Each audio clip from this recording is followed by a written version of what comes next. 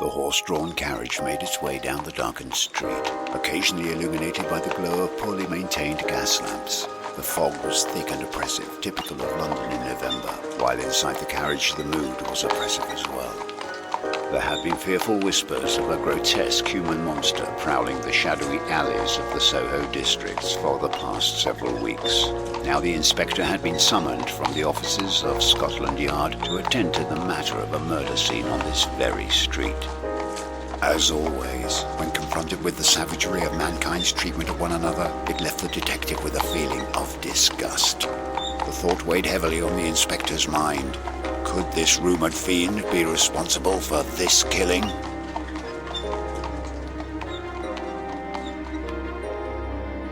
Alright, today I bring you the mysterious case of Dr. Jekyll and Mr. Hyde.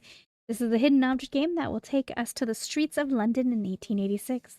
After a respected member of Parliament is found murdered, it is up to us to search for the killer, the notorious Mr.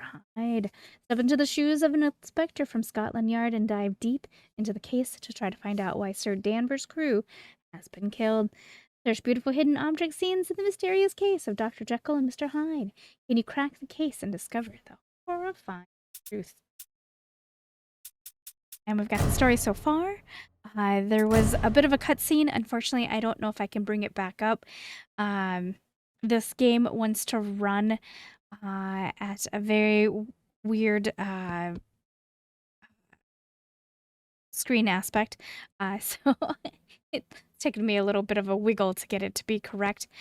But anyway, this game was released in 2020, so it's not too terribly long ago, but it is a little, okay. Anyway, Brewer Street, November 17th, 1886. The horse-drawn carriage made its way down the darkened street, occasionally illuminated by the glow of poorly maintained gas lamps. The fog was thick and oppressive, typical of London in November, while inside the carriage the mood was oppressive as well. There had been fearful whispers of a grotesque human monster prowling the shadowy alleys of the Soho district for the past several weeks. Now the inspector had been summoned from the offices of Scotland Yard to attend to the matter of a murder scene on this very street. As always, when confronted with the savagery of mankind's treatment for one another, it left the detective with a feeling of disgust. The thought weighed heavily on the inspector's mind. Could this rumored fiend be responsible for this killing? The driver pulled the reins on the horses and the carriage rolled to a stop. The inspector hesitated momentarily at the carriage top step, taking in the crime scene. The dead man lay face down, sprawled in a puddle at the intersection of two brick-and-mortar buildings near the base of a stairway. A narrow alley filled the gap between the two buildings, and from the appearance of his tailored suit, the victim appeared to be a man of wealth. The inspector supposed he was a banker or a financier of some sort. At any rate, the deceased was quite out of place here, in the shadowy streets of the Soho district. The inspector approached the Constable Stevenson, who was examining the body. "Does he have any identification?" asked the inspector. And that is where we're pretty much done. Okay, we're gonna roll into it. Chapter 1, Brewer Street.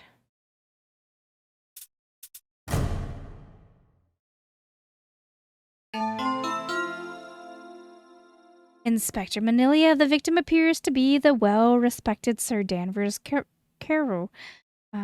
Carew? Will know before long, as we have sent for his daughter. Shall be here soon. Ah, there she is now, miss. Prepare yourself, it might be a shock. Father, it is him! Oh, no, no! Lucy, please, you've identified the body, but you can't do anything else. Here, let us get you to safer quarters. You don't understand, Mr. Enfield. My father hadn't asked me to meet with him tonight. He said he had important information to relay regarding the night creature that stalks our streets. This madman? Hyde? Your father knew his identity? Did he tell you? No, whatever information he desired to relay has died with him. The creature killed him before he could tell me. Oh, my poor, poor father. Now, miss, let's not jump to conclusions about this. We'll be able to present a more thorough analysis after the investigation has been completed. Say what you will, officer, but nothing will dissuade me from the knowledge that my father was murdered by Mr. Hyde. Come, Lucy, let the detectives do their job. Inspector, nasty business we have here. Sir Danvers is a wealthy financier and the member of Parliament. It is strange that he would be about in Soho, especially at this time of night. He doesn't seem the type who would frequent the ladies or opium dens that ply their trades during the evening hours. I guess you went to have a look about the crime scene while I see what information I can gather from the residents. Of course, in this part of town, few seem willing to share what knowledge they may have. Find 5 coins. All right.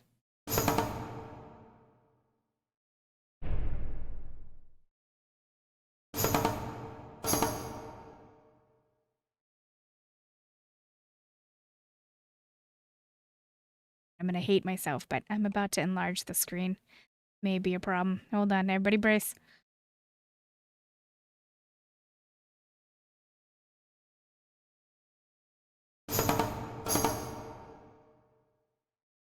Inspector, I think it's safe to say that, judging from the currency that was left at the scene, robbery was not the motive. The attacker had some other reason for seeing Mr. Danvers dead.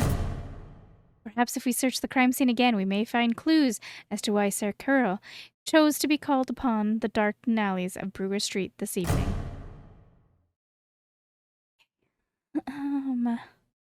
We need keys. A shoe. Oh. Is that not a shoe? Yeah, that's a shoe. Stone head. Line.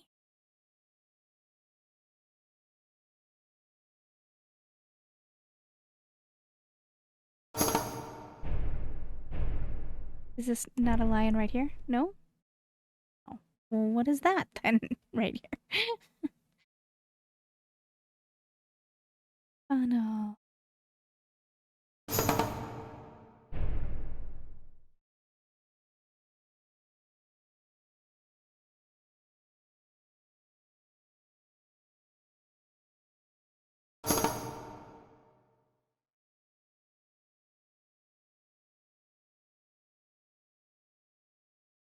I saw the shell a second ago. There it is. Oh, I guess it's a tiger. Not a lion. My bad. An owl. Oh, I guess I do need.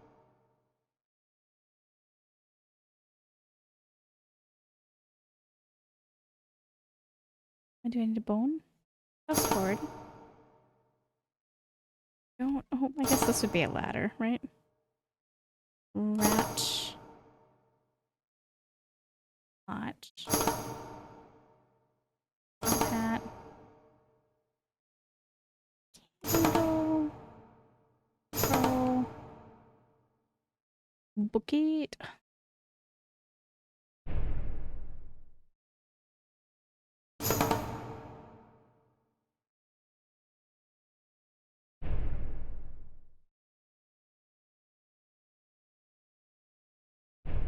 Postage stamp. Alright, I'm looking for a bucket. Bucket. A lot going on here, but then at the same time there is. Bucket. It's not the clearest scenes I've ever had to find hidden objects on. That is a name. Cannot locate an item. Click on the hint portions at the bottom of the scene. I don't want to. I don't want to. What's that? I don't know what that is. That's a puppet.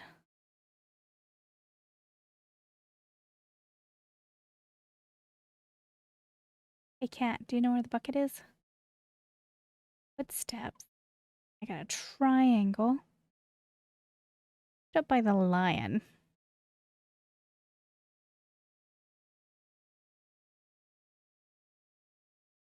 Like a on nothing on the screen. What? Hammer. That's not a bug. Look at my mouse. Okay. Oh, bucket. Right. Lion. Better not be a mark of how the rest of the game is gonna go if I'm struggling with the very first map. Oh, lion. I'm Dr. Henry Jekyll. I heard that my fiancée Lucy has been summoned to Brewer Street. I couldn't imagine why she would be needed here.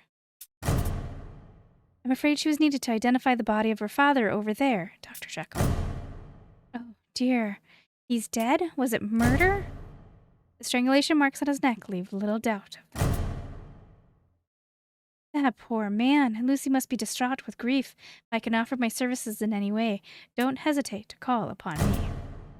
Indeed, Dr. Jekyll, we could use your help. We have gathered some items of evidence, but we are not sure if they are among Sir Carol's personal effects. Moreover, we have two of a kind. Could you please help me see if they match? Please help the constable with these evidence items from the scene. He might have missed some things. Please try to find to match the evidence items. Two of the same kind. Good luck.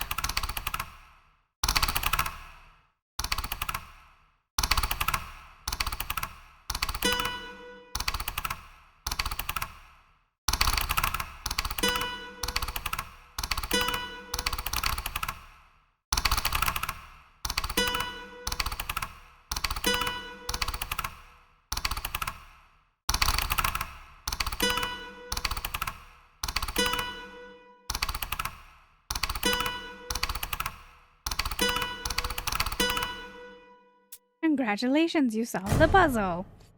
Show me. Thank you, Dr. Jekyll. We suspect you may be of assistance to us in this investigation as it continues. We would appreciate it if you remain somewhere easy to reach. Of course, I'll be at my estate working in my lab, should you need me. That is, after I see to my fiancé's comfort.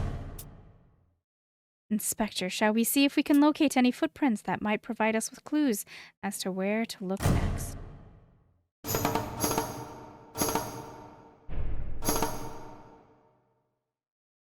We need one more. One more.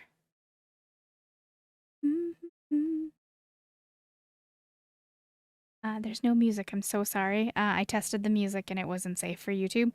And a lot of older hidden object games, that's how it is. You're not safe. Not safe. Is that? Oh, it's a newspaper. It's a rolled up newspaper. I see. A print.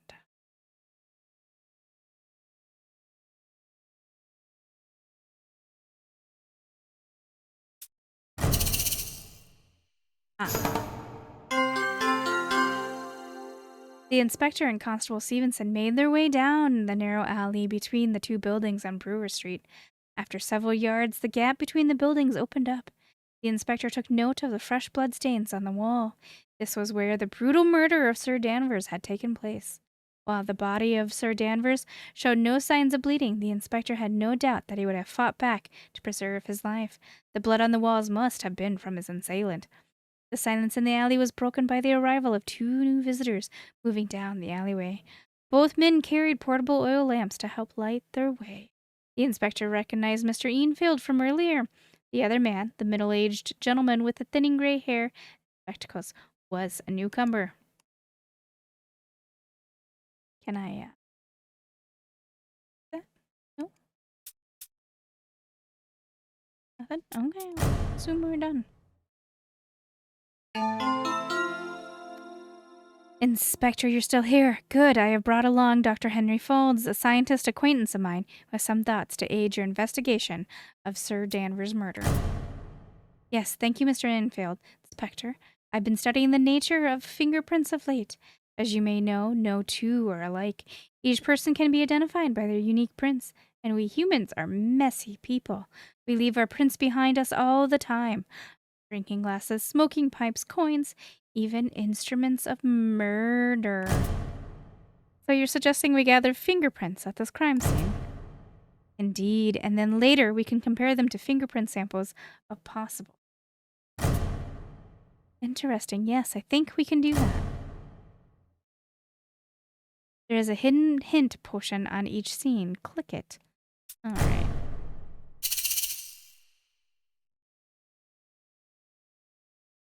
Find 10 fingerprints. They don't particularly look like fingerprints, but I'm rolling with it.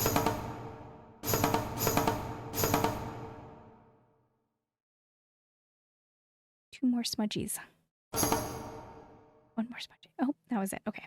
Good job. 10 fingerprints are more than enough to get a result. Now let's start comparing. Maybe we will find something interesting. To solve this puzzle, you must find the fingerprint that matches the one at the bottom.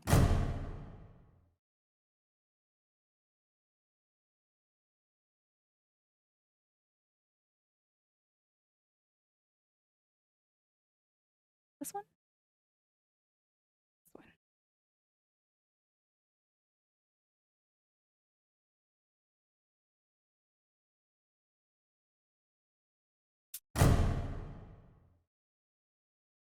I say, Enfield, you have some nerve escorting my fiancé around the city tonight.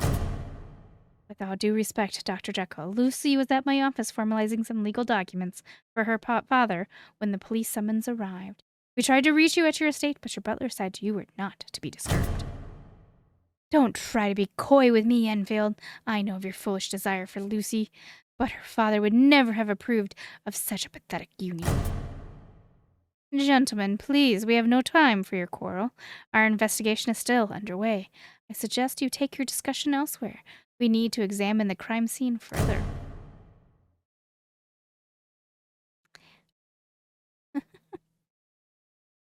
A barrel? Oh, wait, that's not a barrel. It's a bucket.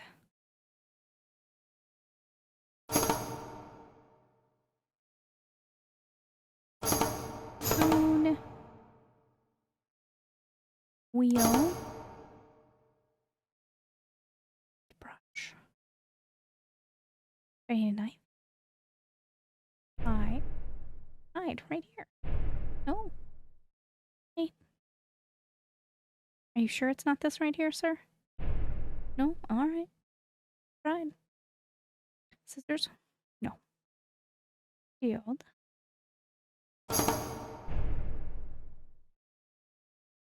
Okay. Pumpkin? Envelope. A book.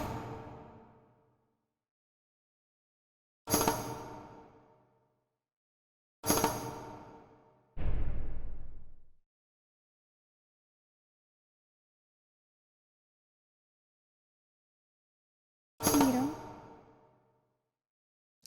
Scorpion. I just saw thing scorpion too a second ago. Right there.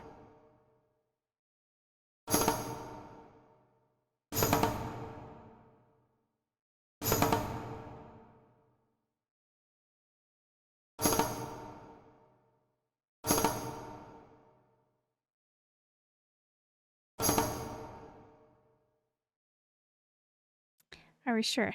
Yes. There it goes. That time it counted. Alright, paintbrush. A book. I don't see no stinking book.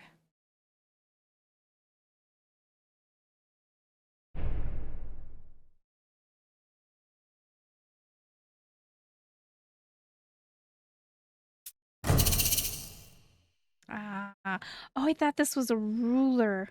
I thought this side here was a ruler. I didn't realize. Lucy is quite upset. Perhaps, Dr. Jekyll, your time would be better spent consoling her. Very well. I will attend to Lucy for now. But please keep me abreast of any developments in your investigation. My guess is that we should enter that locked house over there. Perhaps the residents have been kind enough to leave a key hidden somewhere. You know, it's funny you mentioned it. Key right there. After locating the key to the door, Constable Stevenson carefully inserted it into the lock. With a barely audible click, the door opened. Raising his lamp, he immediately recognized the nature of the room within. Cautiously, he made his way inside. The room was dark and had not been well cared for. Dust covered the objects scattered haphazardly around the room.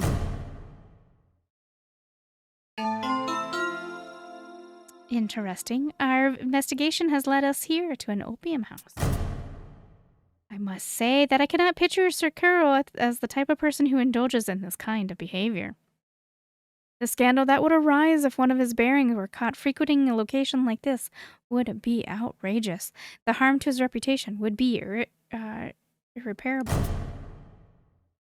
He would not be the first member of Parliament to be found to be involved himself in wicked deeds. But let us keep an open mind here. I'm sure this house's owner can provide us with some illumination. I am Mr. Chang, owner of this. Okay. Okay. I am. Nope. Oh, could they be any more problematic? Whew. I am Mr. Chang, owner of this humble establishment. How may I be of service to you, gentlemen? We're investigating the murder of Mr. Sir Danvers Carroll.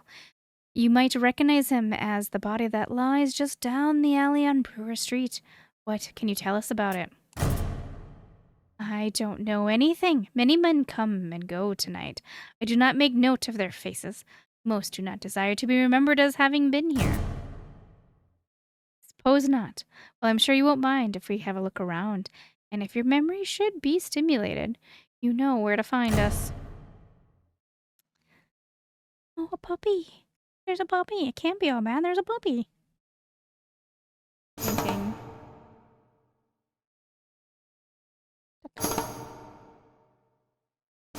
Trophy. There's a puppy there. Puppy needs pets. Pet, pet, pet, pet. A devil. Another rat.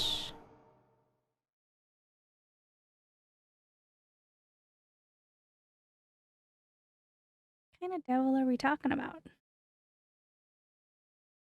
Rat.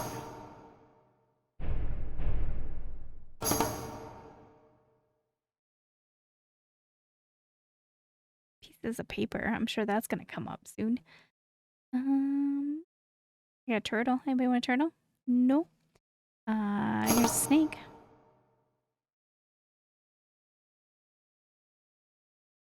Got a key. 40. A knife. The F is very hard to see.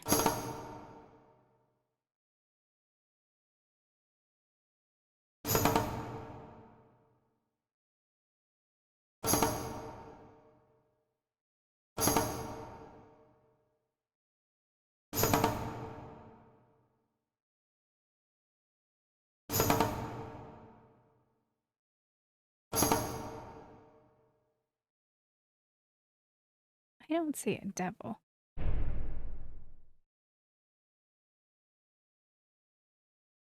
Bottle.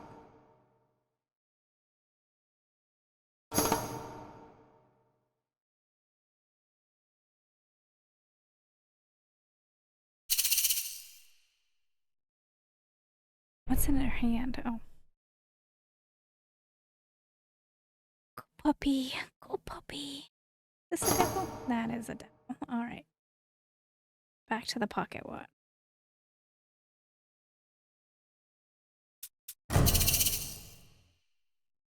This is a pocket.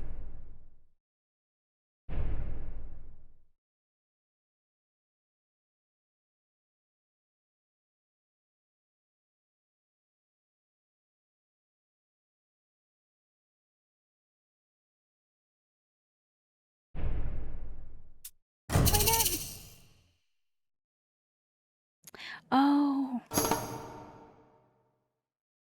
What's this? A letter torn to pieces. I think we should try to find the missing sections of the paper. Hold it.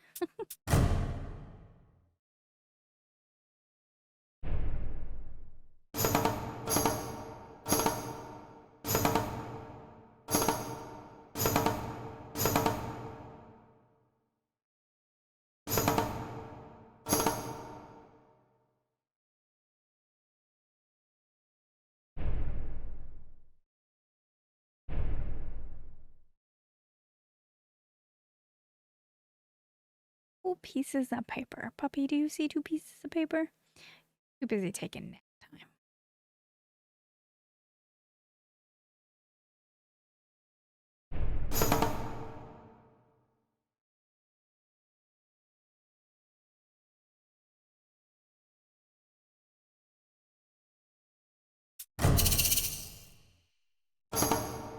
Why is that glowing so vibrantly? What do we have here? A mysterious letter to Lucy. This is valuable evidence. Please try to recreate the letter and read the message.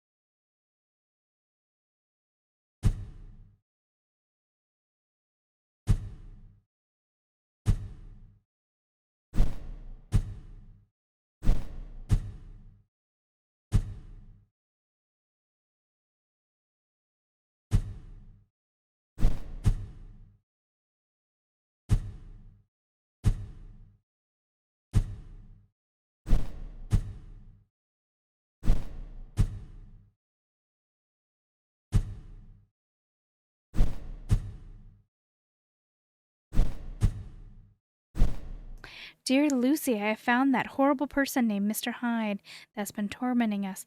He is... Congratulations, you solved this puzzle. It would seem from the content of this message that Sir Carroll was here tonight. It is a simple matter to analyze the handwriting to determine if it is his. I think it's time to speak with Mr. Chang once more. All right, yes, he did visit here tonight, but he came to see a particular man who occasionally rents a room. An adversary, Mr. Hyde. He can be found here. No, Mr. Hyde. Man I rent room is respectable. He dresses in fine garments and pays in cash. I do not ask questions. I think it's time to see what kind of respectable man we are talking about. Yes, show us to this room, my good man. As you wish. Find a key to unlock the secret room. Mr. Chang led the others down the darkened hallway and up a flight of creaky stairs. The stench was overwhelming, a mixture of smoke, sweat, and human filth. The inspector observed that housekeeping was not high on the list of Mr. Chang's priorities. But then he doubted that cleanliness mattered much to his customers. The Asian man opened the door to a room at the top of the stairs. He lit an oil lamp mounted on the inside wall, filling the room with a soft light.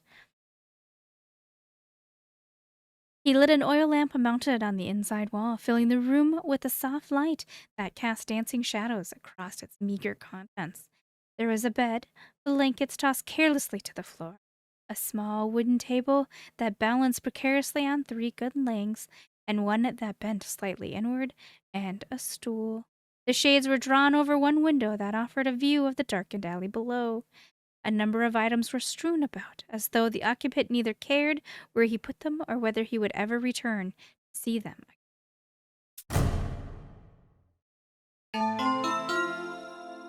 Here we are. As you can see, the man is not here.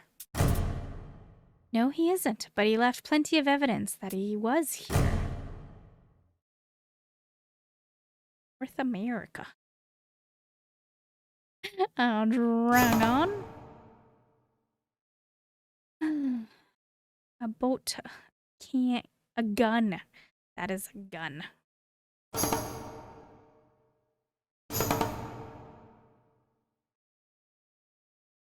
I doubt this. It's a shaving thing. A razor. Shaving. French. Jackal.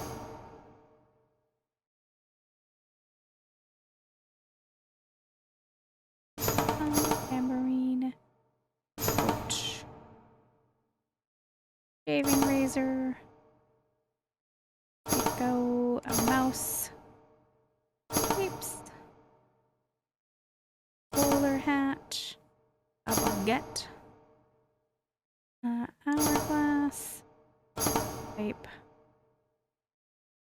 Leaf. Fountain pen. Knife. I really thought that was, to be honest, when I looked at it before I saw what it was telling me to look for, I thought it was a cane. Right, cheese. This cheese, nope.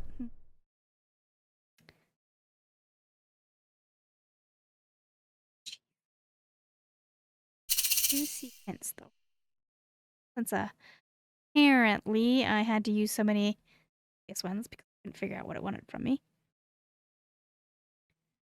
I do not see cheese, though. Cheese. A candle. A hat. Nope. Coin. Black candle. Bottle. Buried in this image, is it? Nope.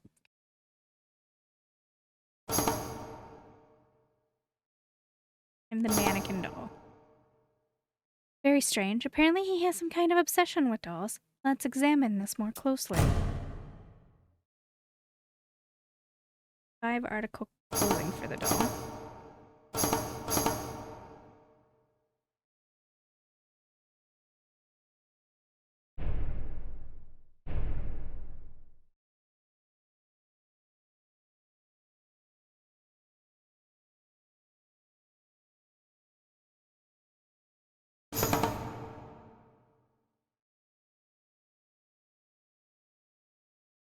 Here we have a mannequin doll and the clothing articles that you recently found. Try to dress the doll. On the right side, you will see the clothing articles. Click on them and put them on the doll. I'm trying to match that image right there.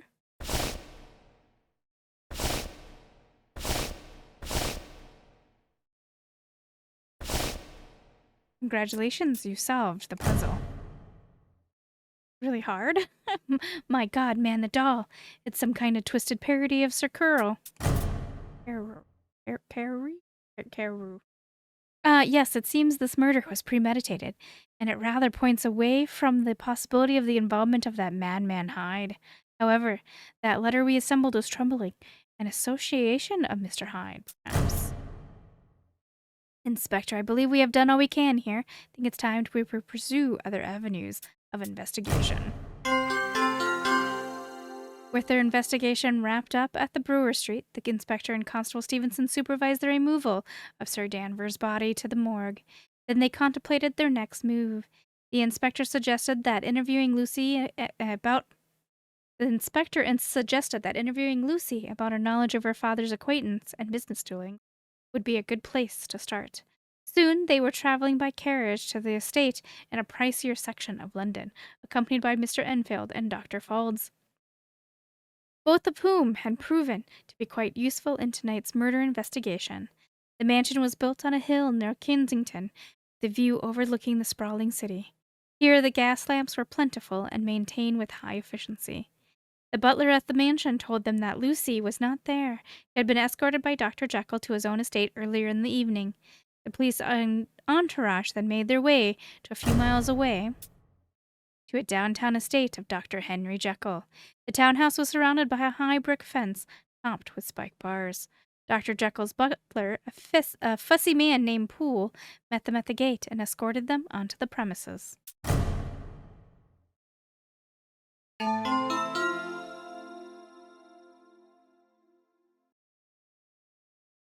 Good evening, sirs. The master had indicated that you might be stopping by.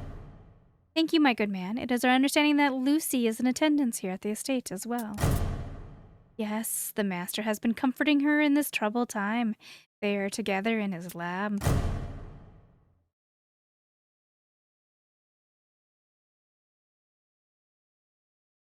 A lot going on in this map. All right. I need a duck. Duck, a duck, a duck.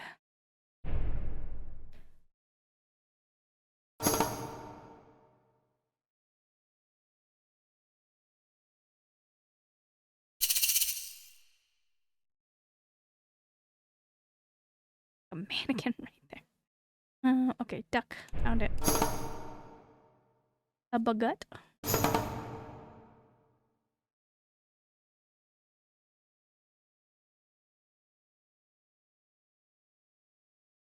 A scale.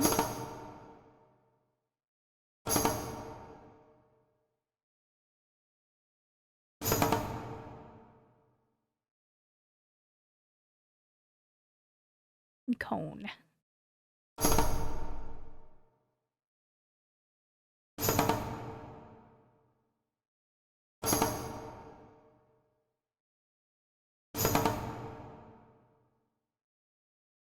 Got a pretzel. Need a pretzel?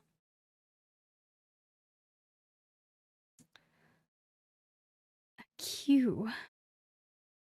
A cue is the thing that you hit. It balls and pool, right? Is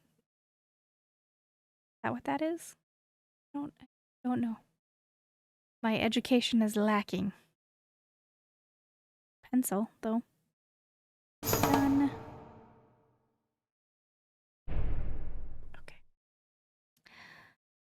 Moon. Helmet. Oh,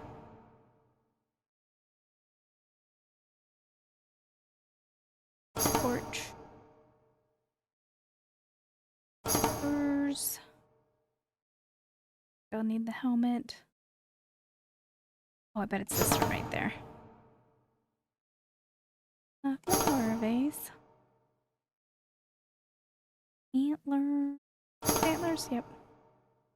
I don't know what a cue is. Either a cue ball or cue. I don't know. I might have to use a hint because I do not know what a cue is.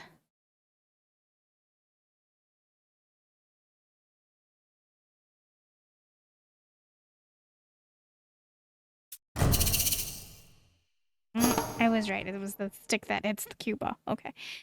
What has happened to Lucy? I mixed her a mild sedative to calm her down. She was beside herself with sorrow. It appears we won't be able to question her for some time. What goes on in this lab, Dr. Jekyll? You're looking at a culmination of a lifetime of study. The potions I mix are capable of enhancing one's perception of the world around. They are all fashioned with the London elite. Ah, yes, I've been hearing stories of high society's fascination with your potions, Dr. Jekyll. I think you walk down a dangerous path. The legality of my potions is not in question, is it? No, but perhaps you might offer a demonstration of how they work. Of course, officer, it would be my pleasure.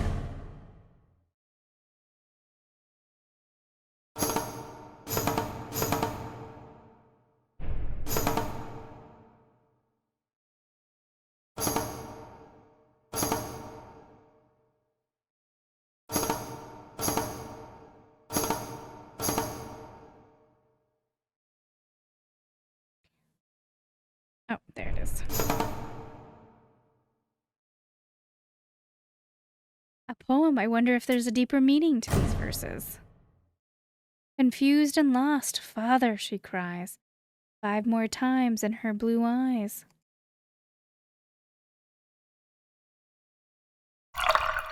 2, 3, 4, 5.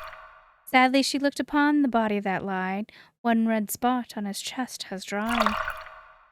Across the body, all of them found 3 green coins scattered around.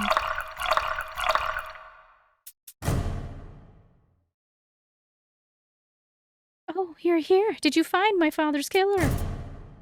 Not yet, miss, but all evidence seems to indicate their father knew his killer and that the murder was planned.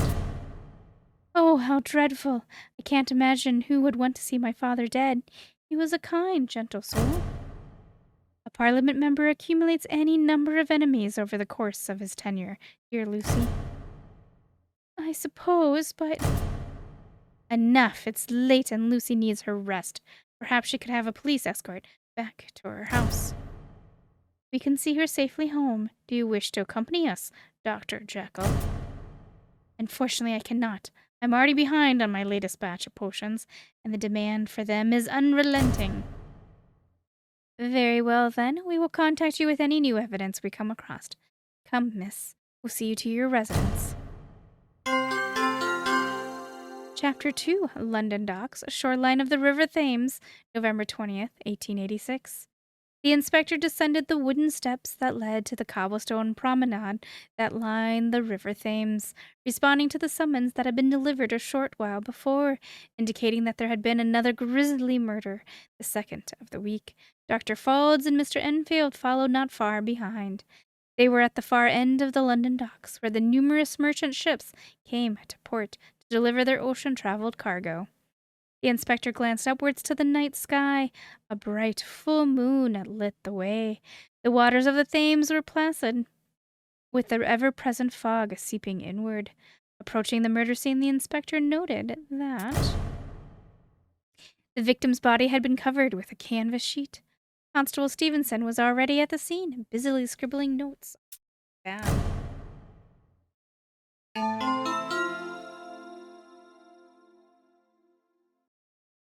Ah, there you are, Inspector. I see you've brought along company. Good evening, Mr. Enfield. Dr. Faulds. Not such a good evening for the deceased, unfortunately. What can you tell us about the victim? The victim is one Althea Moore, apparently well known among the sailors who frequent this part of the city when they are in port. You mean to say she was a prostitute? No, she was a waitress at the Salty Dog. Perhaps she was working this evening before she encountered her killer. How did the victim die? It appears she was strangled to death by a rope or wire of some sort, judging by the necks on her mark. Nope. It appears she was strangled to death by a rope or wire of some sort, judging by the marks on her neck. Good God, do you think that dreadful Mr. Hyde could have struck again? Now, Mr. Enfield, let's not jump to conclusions. We've not as yet determined that the madman was responsible for Sir Carol's death, let alone this one. Besides, from all accounts, Mr. Hyde has usually been purported to have frequented Soho.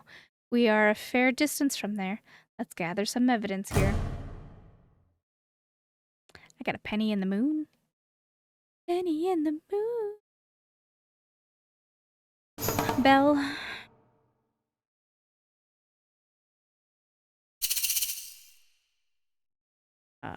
Okay.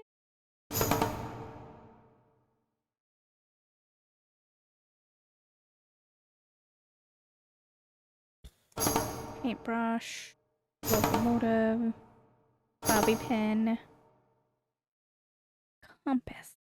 Now, are we talking true north compass or are we talking mathematical compass? True north compass. Grappling hook.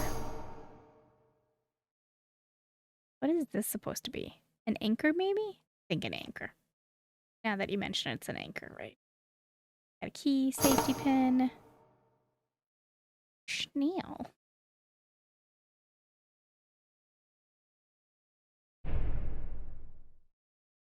Oh, there it is. Anchor.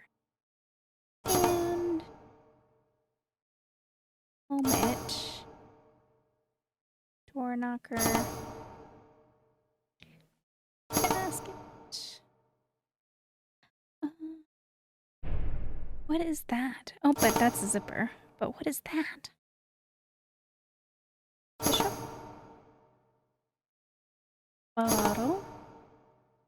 A saber is a sword, right? There we go. Back to the snail that I don't see. Key. Owl. An owl? Ghost.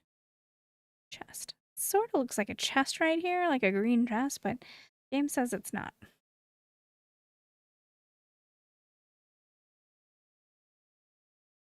Box. That would be the chest. Wouldn't have guessed it. Okay, we're back to the snail again.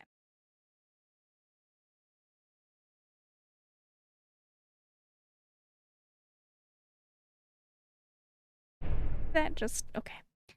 Pretty sure it was an owl, but you know. Am I gonna have to hit a hint because I can't find the snail?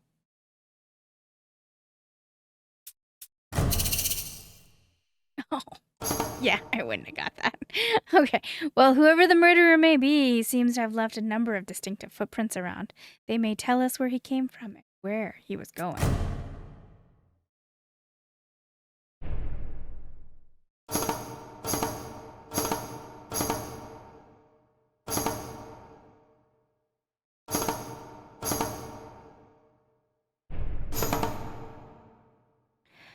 Can you find out if the footprints show us the direction in which to go? Murderer left the shoreline and headed in an unknown destination. Try to connect the dots to find out where he was going. Hmm.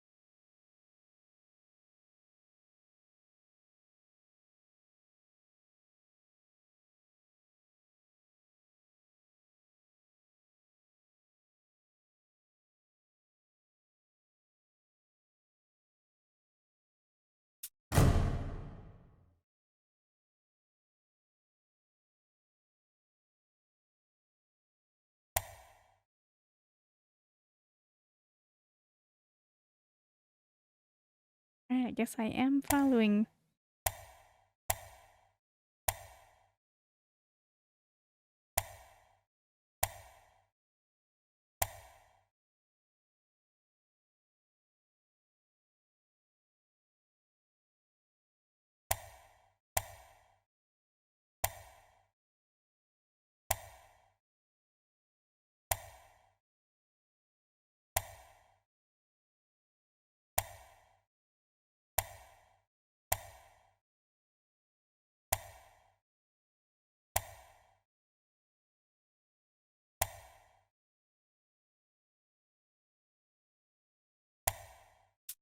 Congratulations, you solved the puzzle.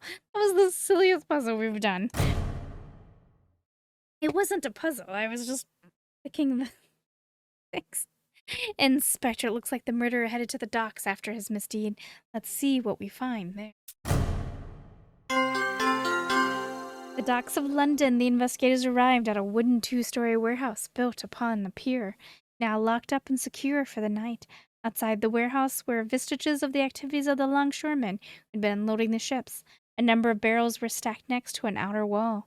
Large ropes lay in circular heaps near the pier pilings. The inspector noted that the high clouds had begun to move in, obscuring the full moon's illumination. And of course, the omnipresent fog obscured much of the scene, leading it to an unsettling air of menace. Constable Stevenson pointed to a spot near the warehouse doors.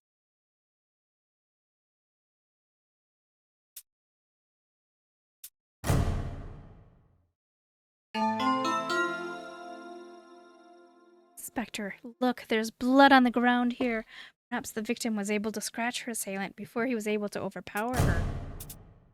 Not only blood, but fingerprints as well. I think we should collect them and compare them to the fingerprints we gathered at the murder scene. Very well, then. Have a look around. I will search for other objects that might.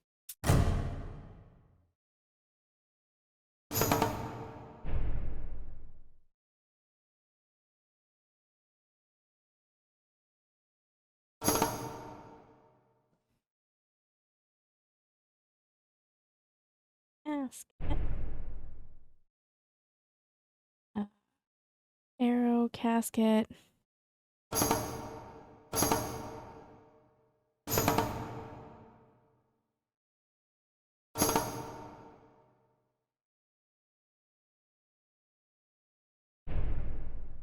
And anchor.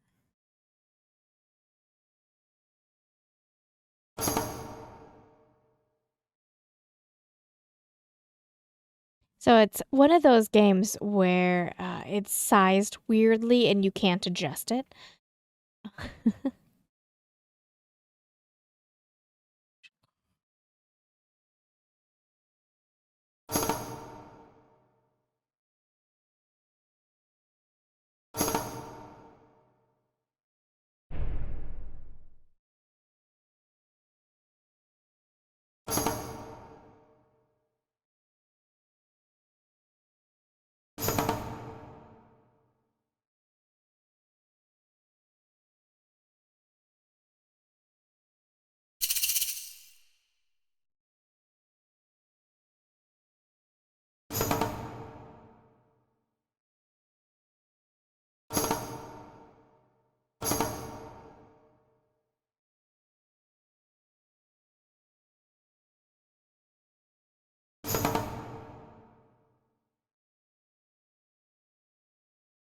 Flower here.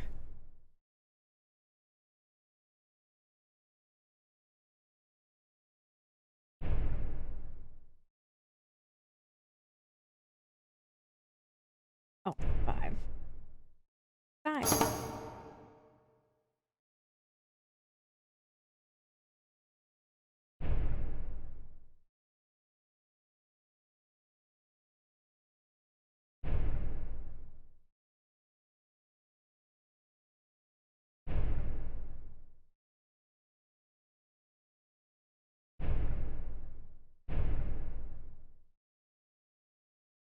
This is not a park bench right here.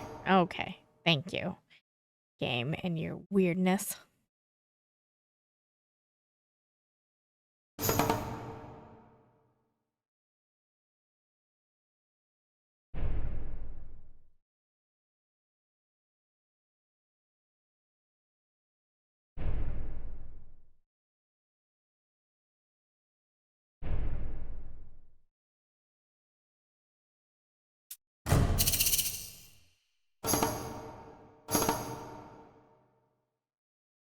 Inspector, do you see these sparkling items there? They appear to be part of a chain. I see a number of pieces. Try to collect them all.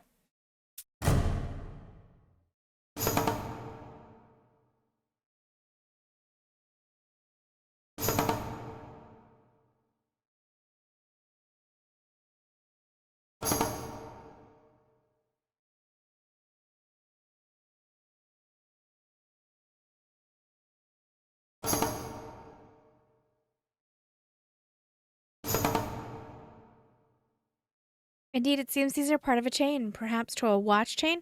Let's put it together.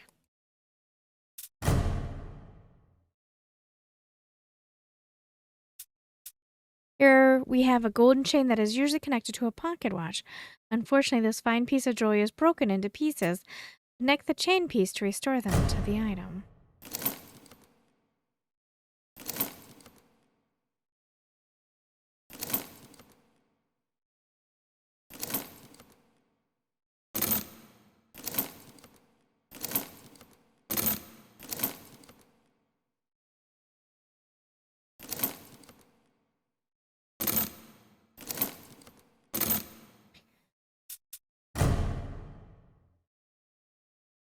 Interesting. Appears one murder weapon is a pocket watch chain. And a golden chain at that, the kind that connects to a pocket watch that only a gentleman of wealth would carry. That must rule out Mr. Hyde as our suspect. Unless the chain and watch were stolen, perhaps our suspect stopped in at that pub to wash away his guilt with a pint of ale. Let's investigate, shall we, Inspector? The Salty Dog Pub. Constable Stevenson clasped the handle to the thick wooden door and pulled it open. After a moment's hesitation to allow his eyes to adjust to the increased light, he entered the drinking establishment. Inside the pub was warmed by the heat of a cavernous fireplace. It was a welcome respite to the bone-chilling temperatures of the London night. Looking about, the investigator saw that the pub's interior was typical of this part of the city. There were a few wooden tables and chairs scattered around the room, and in between kegs of beer.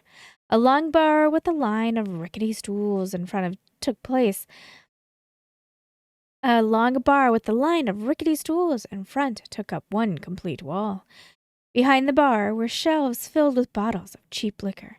The patrons who frequented this type of alehouse often kept tabs that might go unpaid for weeks, while the stevedoring work was slow and then pay up when the ships came to port.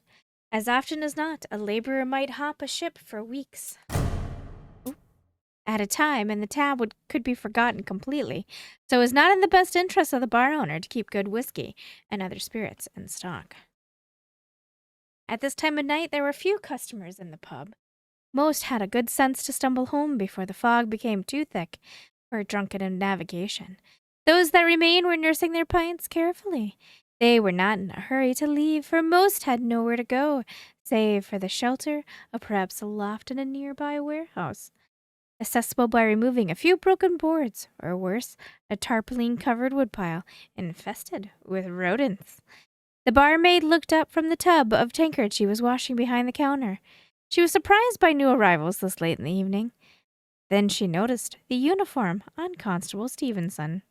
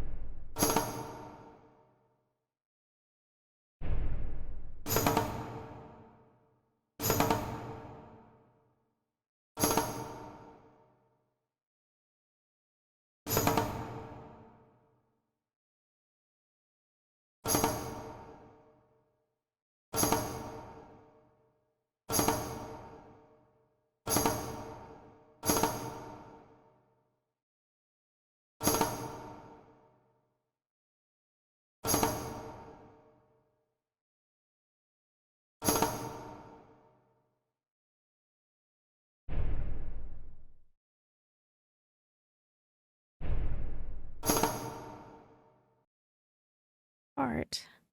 Now, are we talking like romantic heart, or are we talking romantic heart? Anchor.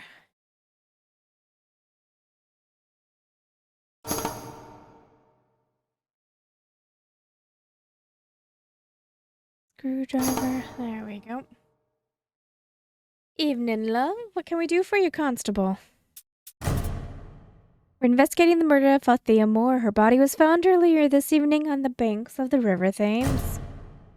Althea, dead? She was just here only hours ago. But she weren't working tonight. She was just hanging out, seeing if someone would maybe buy her a drink. Oh, Rufus, shut up. Althea was a good woman, much better than that sailor she married ever deserved. Did Mrs. Moore have an argument with her husband? Do you think he might have killed her? Not much chance of that, love. He's been off working the Mediterranean for months. Mrs. Hodge don't notice things so good, but I do. Get me a keg of grog, and I'll tell you what I saw.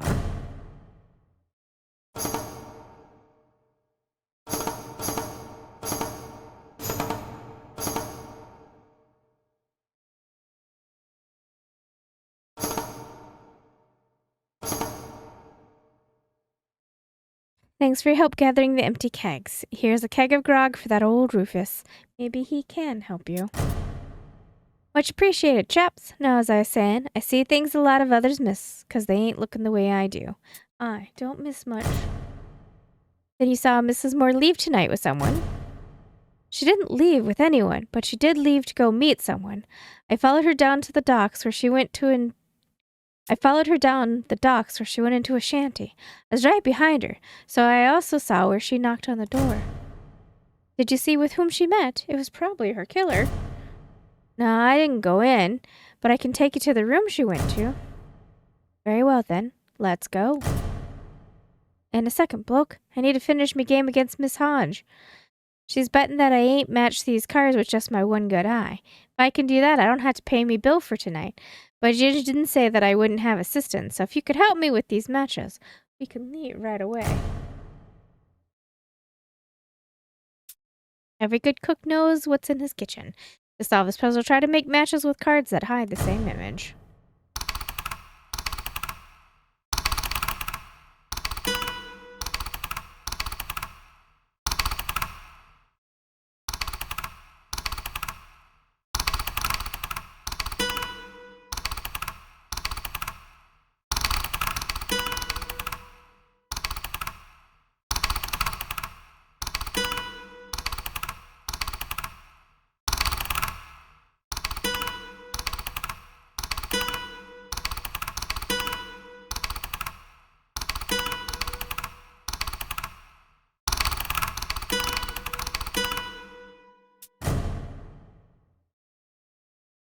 Thanks for your help, mates. Now follow me. The shanty room. The inspector marveled at the stamina of old Rufus. Even after consuming an evening's worth of cheap alcohol, the old man still had enough of his wits about him to lead the investigators through a maze of frog-shotted docks without hesitation. After a short 10-minute walk, Rufus announced that they had reached their destination, a dockside shanty that was in a sad state of disrepair. The paint on the exterior sideboards was cracked and peeling. One of the panes in the window of the doorframe was missing, and the roof covering the shack. One of the panes in the window of the One of the panes in the window of the doorframe was missing, and the roof covering the shack appeared poised to collapse with the next storm to arrive off the English Channel.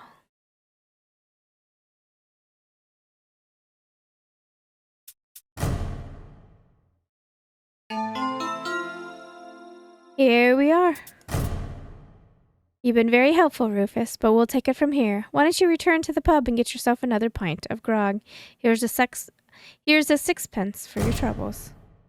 That's good of you, Constable. I'll raise a toast to your good name.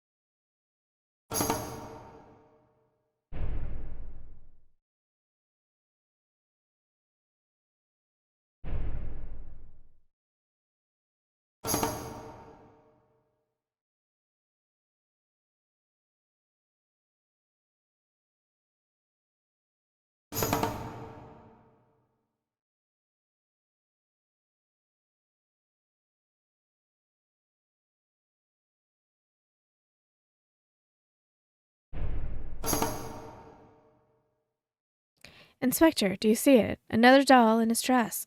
This is reminiscent of Sir Caro's murder.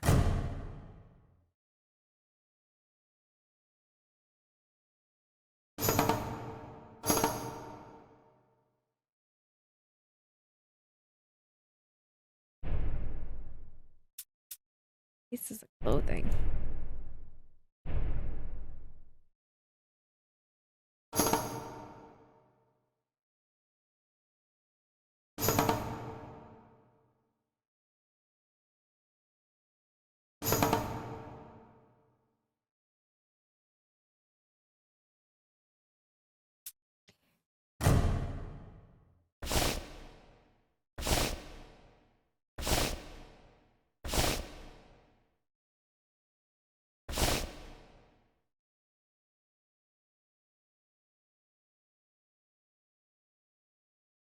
Is that not it?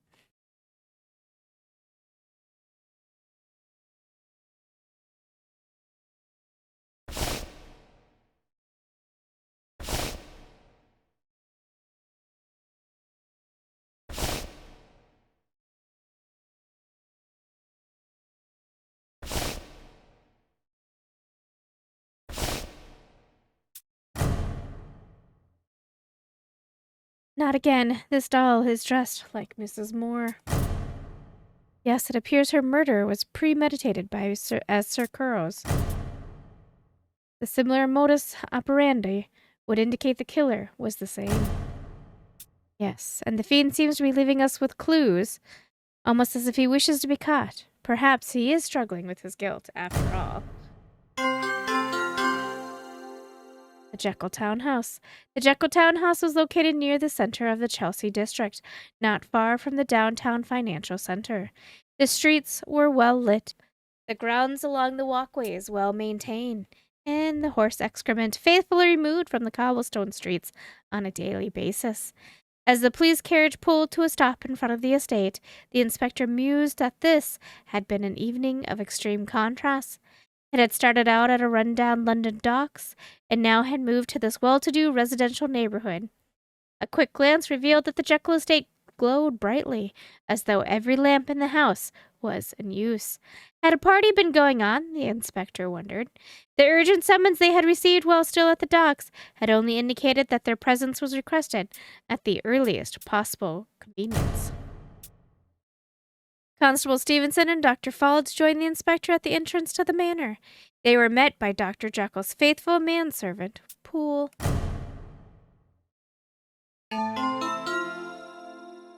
Good evening, sirs. Thank you for coming so quickly. The master is quite upset. I should say I'm quite upset. I've been robbed, after all. Calm down, dear. You don't want to get yourself all worked up into a rage. Your estate was robbed? Yes, it happened while Poole was off to the market, and I was out calling upon my dear Lucy. The thief had sneaked into my residence and stole some of my personal effects. A photograph of my mother, a gold watch she gave me as a child, and a few other things. We found a gold watch chain during our investigation earlier this evening. Do you recognize this? Good Lord, yes. It's the chain to the watch my mother gave me. Where did you find it? We discovered it at a murder scene of a pub waitress earlier this evening. It seems to have been used to strangle her. My watch chain used as a murder weapon? How dreadful! Do you think the killer and the thief who robbed me could be the one and the same? Quite possible. Let us examine the crime scene more closely to see what we can find.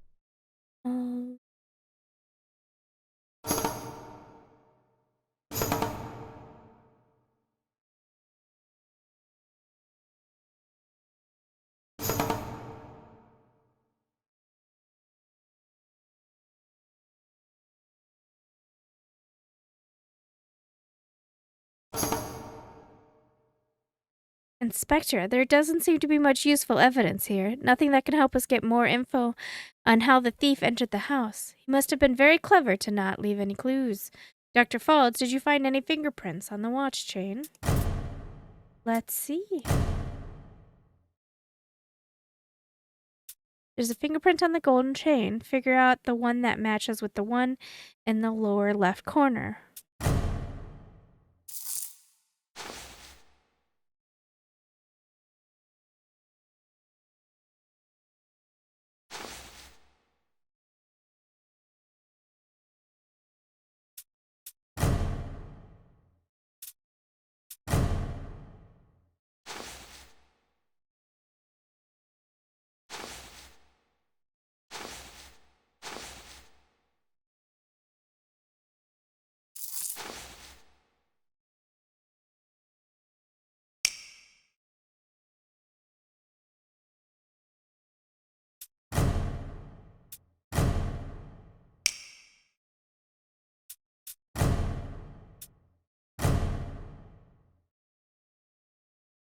I rather was hoping we might find someone's fingerprints on the chain other than yours, Dr. Jekyll, but it appears the thief must have been wearing gloves.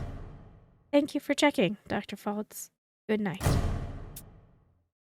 Inspector, it's curious. There were no signs of forced entry into Jekyll's house, and Sir Carew seemed to be meeting up with his assailant. If our suspect is this mysterious Mr. Hyde, he must be someone they know.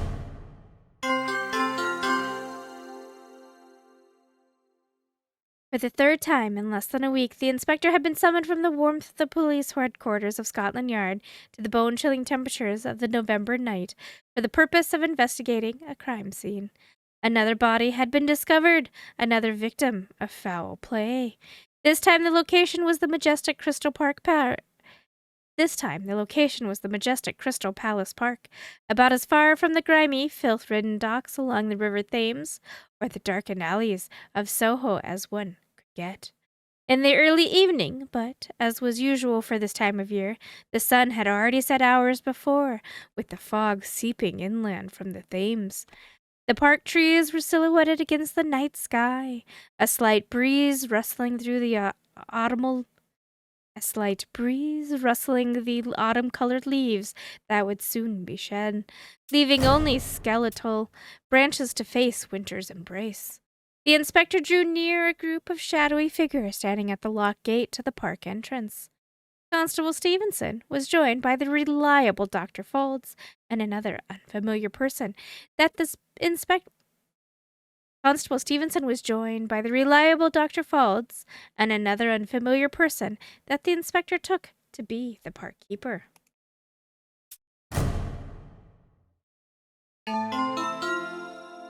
Good evening, Inspector. The park keeper has reported a dead boy inside the park as he was closing up. Our killer has struck again.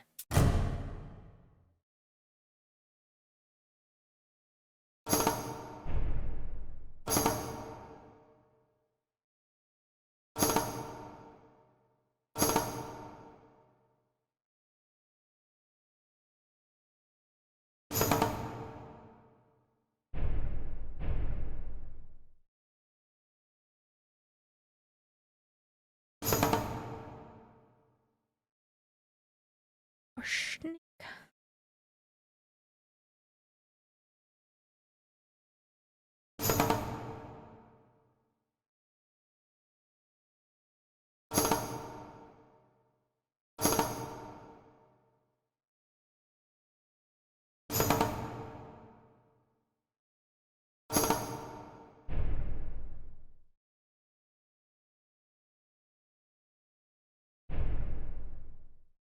Banter.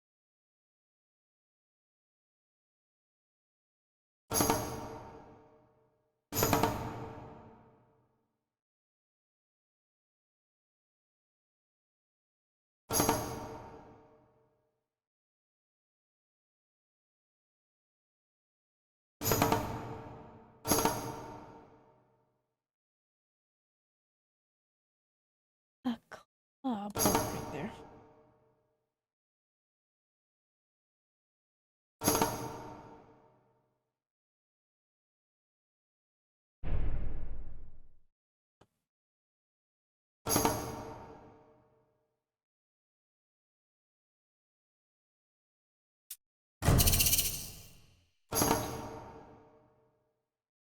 The park keeper said he was so nervous that he lost the keys to this entrance after he locked up, but he's certain they are in the area. Let's help him look for them.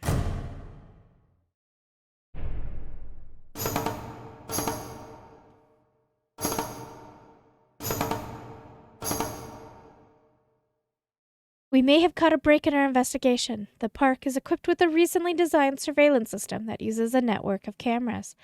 The still photo camera isn't activated by movement. We'll need to develop the film, but we might be able to determine the murderer's identity.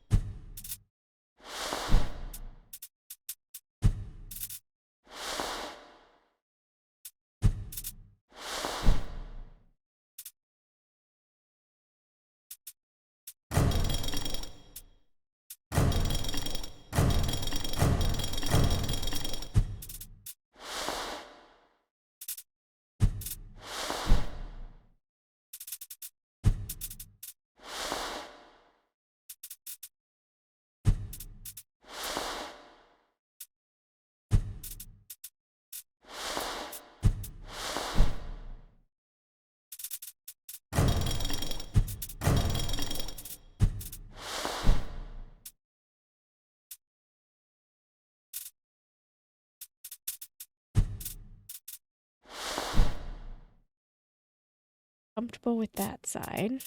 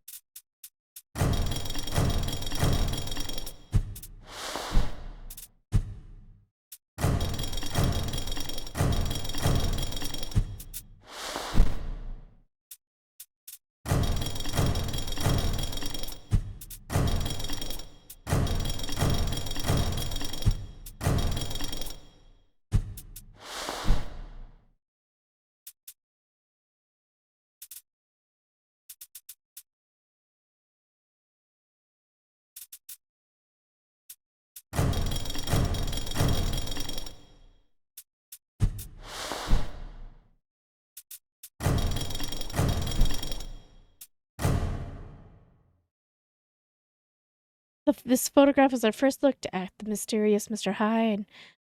He's jumping over the gate itself, which would seem to indicate he is quite powerful. Unfortunately, that we cannot see his face. Perhaps the other park cameras may have recorded additional photographs.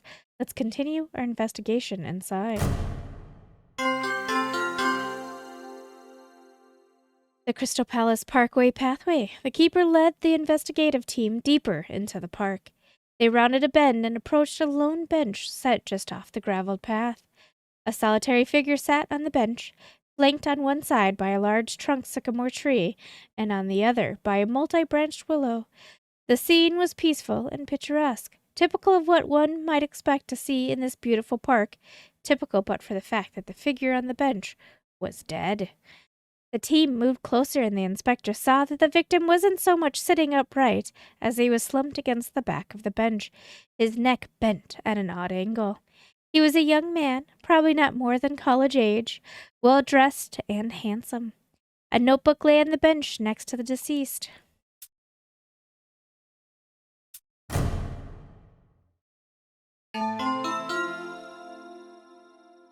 Here is the body I discovered while closing up. Oh my word, no. You know this young man, Dr. Phones? Yes, I'm afraid so. He is Eric Sindel, a student who attends the university where I lecture, a top natural science and law scholar. He had discovered and studied a so-called black flower here in the park. This notoriety made him a bit of a celebrity at the university.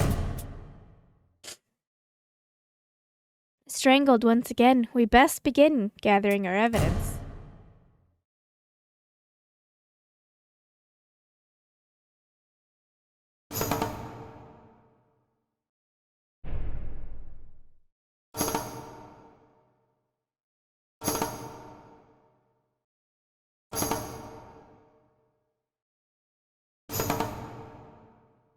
Now, are we talking romantic heart or are we talking human heart?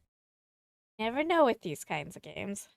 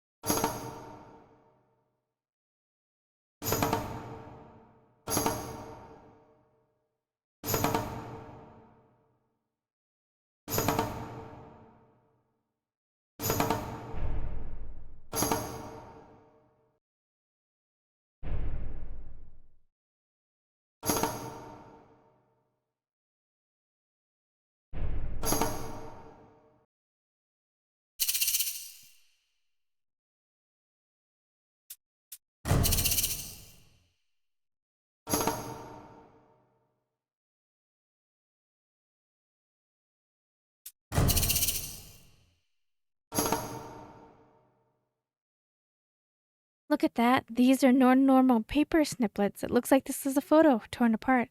Let's gather those and see what the photo shows.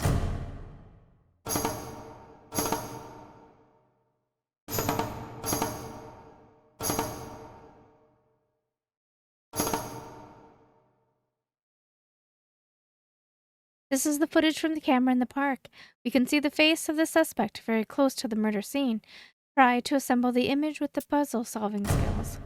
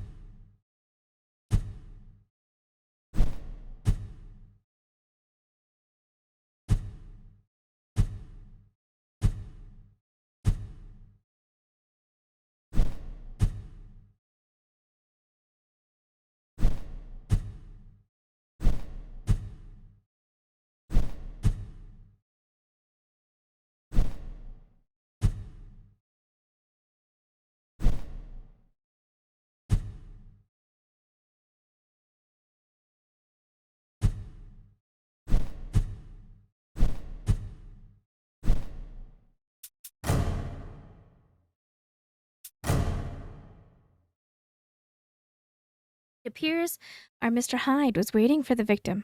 Still too dark to make out any distinguishing features. The botanical garden. A medical examination team came to collect the body of the young college student.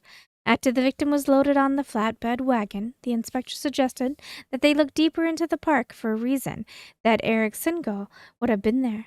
As Singo was a science student, the keeper surmised he might have been visiting one of the Crystal Palace's park main entrances, the botanical garden. The garden was filled with a number of transplanted species, most tropical and looking quite out of place. The plants were leafy, with bright-colored flowers, lending a false sense of warmth to the cool November evening.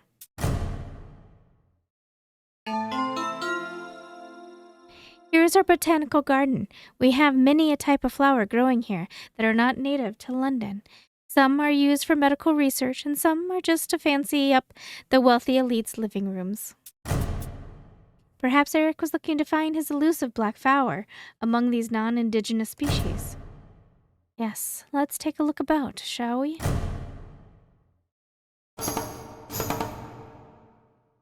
Bring on the water. I hate it.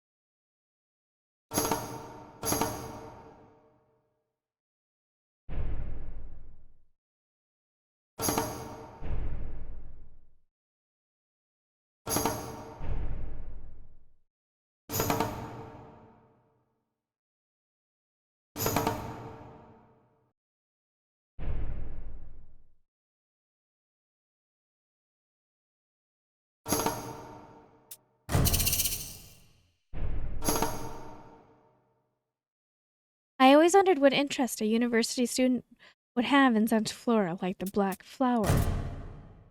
I saw more of those flowers lying on the ground near the dinosaur court. I think we best have a look then, right after we check the photographic evidence from this surveillance camera.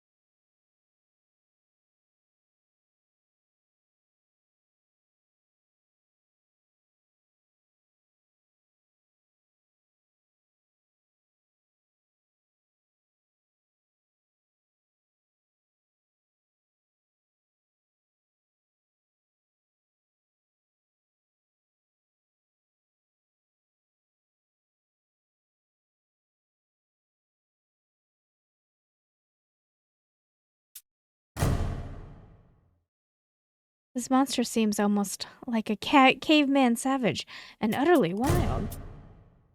Now that we have photographic evidence of our suspect, I think we should show it to Lucy Kuro and Dr. Jekyll to see if they recognize him. Perhaps a messenger could be sent and they can meet us at the dinosaur court? The dinosaur court. After a short walk, the team of investigators arrived at the grassy glade that opened up among the trees. A small pond sparkled in the light of the waning gibbous moon. The investigator stepped into the glade and was instantly taken aback by the darkened silhouettes of three rather large and unusual animals. One, a four-legged reptilian creature with a long neck, balanced by an even longer tail, was at the water's edge, appearing to be ready to take a drink. Nearby, a strange rhinoceros-like animal with two sharp spikes protruding from its upper skull and another smaller horn jutting out of its snout seemed to stand guard. and emerging from the woods was a fearsome-looking creature walking on two powerful hind legs. Its carnivorous mouth opened wide, revealing large, dagger-sized teeth. The inspector realized that these silhouettes were statues of different types of prehistoric animals that some scientists had been theorizing had lived thousands, if not millions of years before, and were now extinct. The scene was fascinating, but the dinosaurs, as they were called, were not what the investigators were here to seek.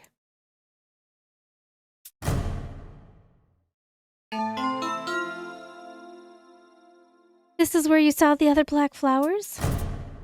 I'm telling you, they were lying right here near that pile of rocks. Perhaps the wind has blown them about. Let's investigate further while we wait for Mrs. Carew and Dr. Jekyll to arrive.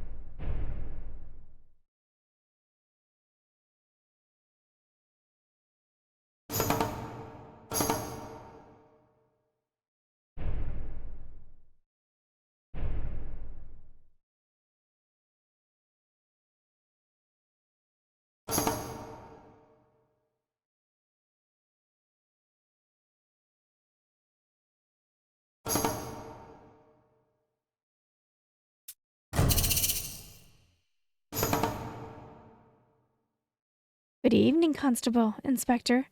Dr. Folds. Poole was kind enough to escort me to the premises after I received your summons. Thank you for coming, but where's Dr. Jekyll? The master has been working late in his laboratory for the past several nights in an effort to keep up with the demand for his enhancement potions. I'm afraid he is exhausted in a deep slumber, and I dared not awake him. I am sure he'll make himself available to you once he rouses. What is it you require of me, Constable? We would like you to view some photographs of whom we believe to be Mr. Hyde. We've gathered several from the cameras hidden around the park, and there is one more to be revealed here as well.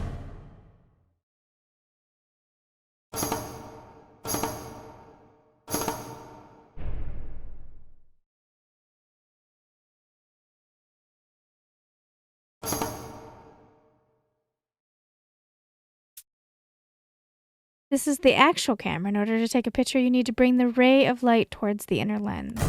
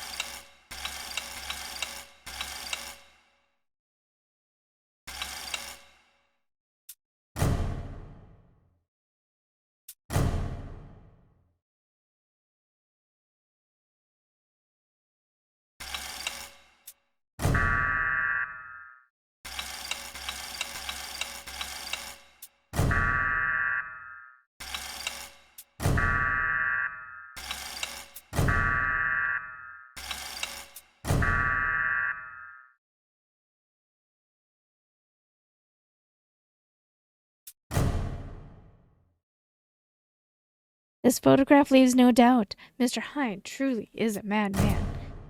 Good heavens, I saw this man arguing with my father one evening, long before his murder. I too have seen him of late. He's been lurking about the streets near the master's estate. But who is he? A mystery we're not yet ready to solve, apparently. The Park Cave, the investigative team, along with Lucy and Dr. Jekyll's manservant Poole, approached an area of boulders in the shelter of the trees at the edge of the grassy glade. One particular spot among the rocks stood out, as there was an unusual amount of debris piled up around them. Playing a hunch, the inspector began removing the branches from the mound, and within moments the cleared area revealed the entrance to a small cave. It appears we found a cave entrance. I never knew a cave existed in this location. We should examine this area more thoroughly. Quite right, my good man, but let's be cautious. Who knows what secrets may be lurking within?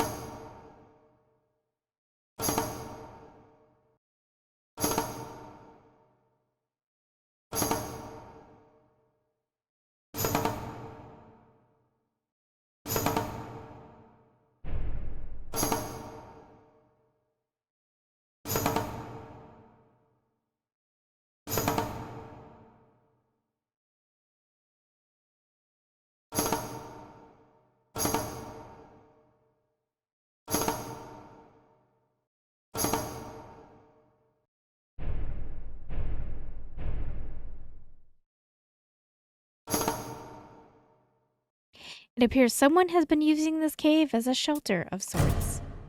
Yes, and I can surmise who that someone is, Mr. Hyde.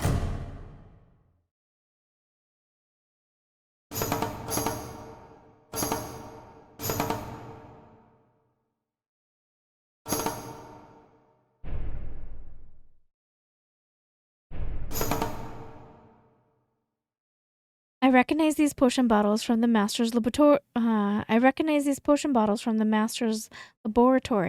The monster must have stolen them as well as the master's personal belongings. Why would a madman be interested in Henry's potions? They only enhance the good nature in people. That's why they're so popular. Perhaps our elusive Corey needs them to assuage the guilt he feels after every murder he commits.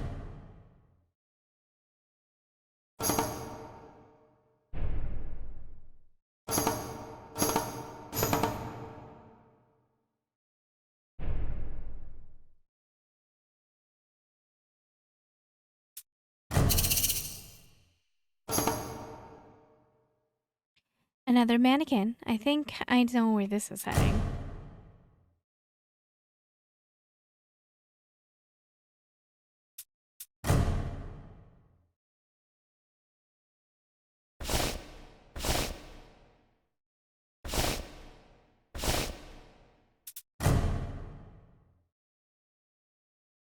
It is as you suspected, Dr. Faulds. The mannequin represents the deceased, as in our previous murder cases. I think it's safe to say that Mr. Hyde is a serial killer, but collectively, what is the connection between a student, a pub waitress, and a parliament member? The mannequins indicate an obsession of sorts, and there's only one store in London that specializes in these types of dolls. I believe we should call upon Tyler's Toy Store. The entrance to James Tyler's Toys and Puppets. The inspector moved briskly up the cobblestone street toward the toy shop. It was a crisp, clear morning, and a rarity in London for this time of year. The hour was still early, and the avenue was nearly empty. In a short while, the street would be jammed with shoppers and panhandlers, street musicians, and other performers. but at this moment only the familiar figures of the Constable Stevenson and Dr. Falls could be seen, loitering about the entrance of a mercantile that displayed the sign James Tyler Toys and puppets. The storefront itself was a well-maintained, with the twin display windows absent of the grimy soot stains that were present on many other shop windows. Curiously, the inspector noted the street and the entrance to the toy store revealed an unusual amount of debris scattered about.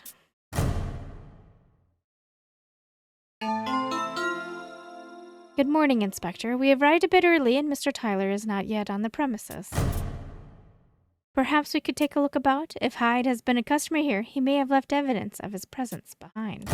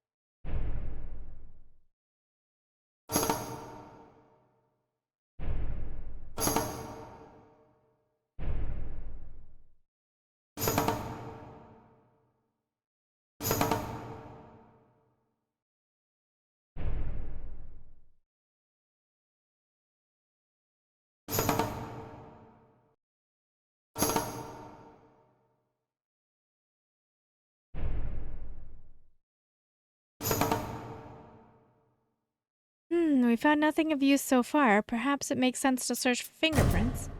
Indeed, let's see what we can find, shall we?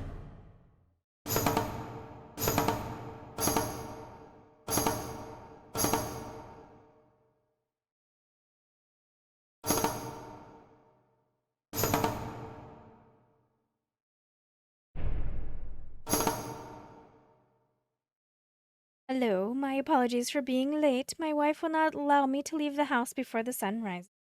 The darkened streets are not safe these days. Not a problem, my good man, but now that you're here, we have a few questions we hope you can answer. I've seen the morning Times and I know what you're going to ask. That monster, Mr. Hyde, has visited my toy shop several times in the past few weeks. While he was gruesome to behold, he paid for his purchases with the king's good coin and was pleasant enough. I had no idea that he would be capable of atrocities alleged of him. Yes, well, Mr. Hyde seems to have a particular obsession with using mannequins to plan his crimes in advance. The kinds of dolls that are your specialty. Do you recognize your handiwork? Of course. Mr. Hyde was very specific in his requests, but I didn't know that he was using them to plot his nefarious schemes. I assumed he was a collector with very unusual tastes. And this photo of Mr. Hyde, can you positively identify him as the man who visited you? Yes, indeed. There is no mistaking that grotesque visage. We appreciate your cooperation, Mr. Tyler. Would you be so kind as to allow us to look inside your toy store? Certainly, but first I must ask a favor of you. My wife must have things in the proper order, and the store's exterior is a bit amiss. I have a photograph of how she likes it to be kept. Can you help me identify the items that are out of place, so that I can return everything to normal before she arrives later this morning? Yes, we can help you with that. Inspector is particularly adept at identifying differences, aren't you?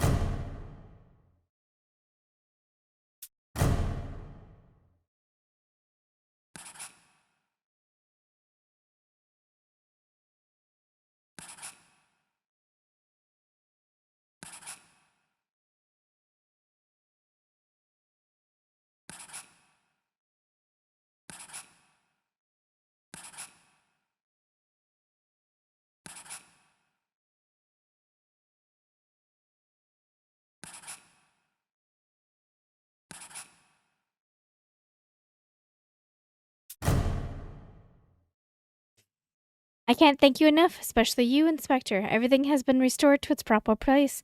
You spared me the wrath of a scornful woman. I will show you to the store's interior.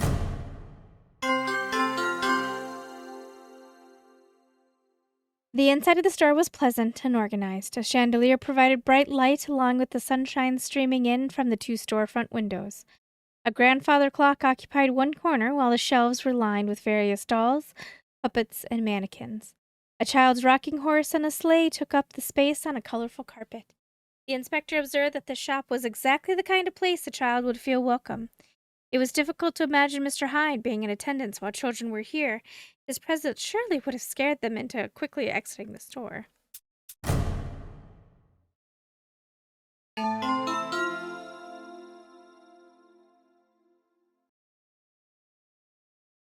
Please feel free to have a look about the premises. If you'll excuse me, I must attend to my bookkeeping duties before the store officially opens. Very good, sir. We'll contact you if we have any questions. Mr. Tyler seems cooperative enough, but I have a nagging feeling that he's not telling us everything he knows. I agree. I can't put my finger on it, but he seems to be hiding something. We best examine the shop carefully for any clues that his customer, Mr. Hyde, may have left behind.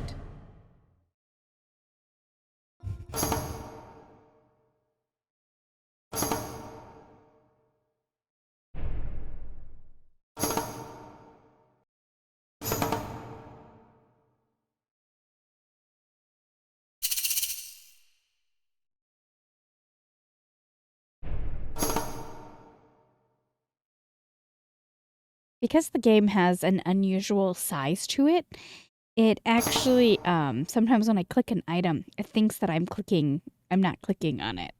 And that's because I stretched it to fit. Oh.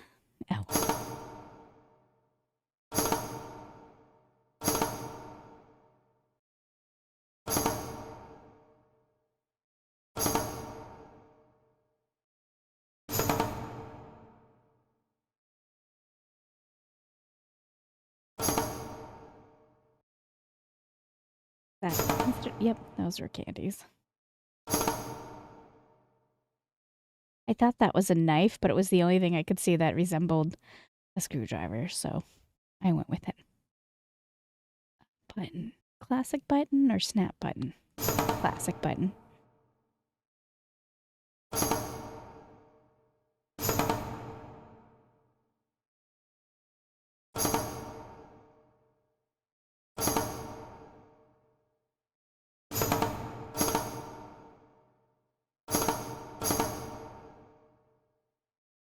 For a man as fastidious as Mr. Tyler, it seems odd that he would leave these dolls lying about so randomly.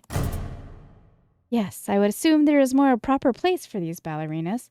Wouldn't you agree, Inspector? Put the ballerina dolls into their proper positions in combination with the barrels.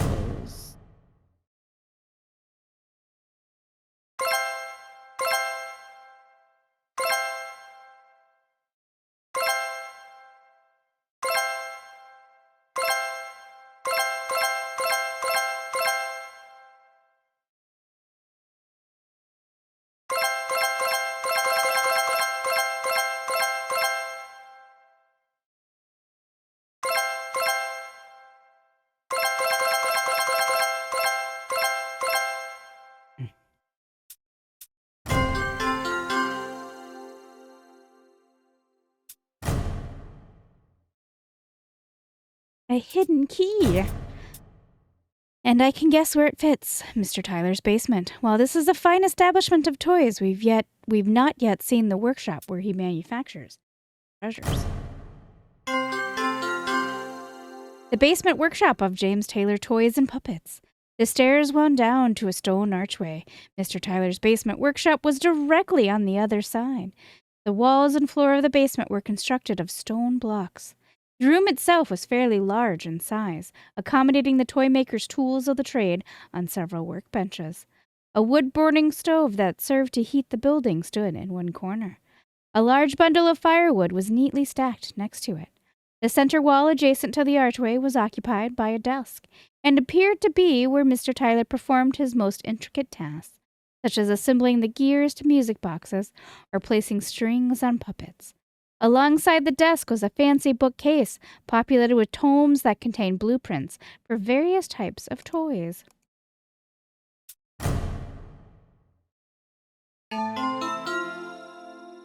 You were right. It is his workshop. It seems legitimate enough. And yet I have a nagging feeling that not is all as it seems. We should examine the workshop more closely. Doesn't help it says Hyde right here. All right.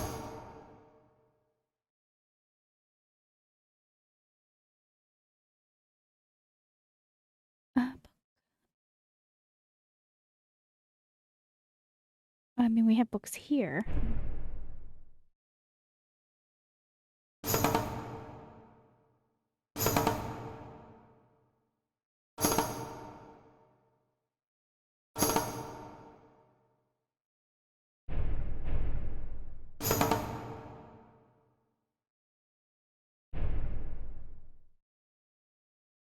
I thought that was a coin, which is why I kept clicking it.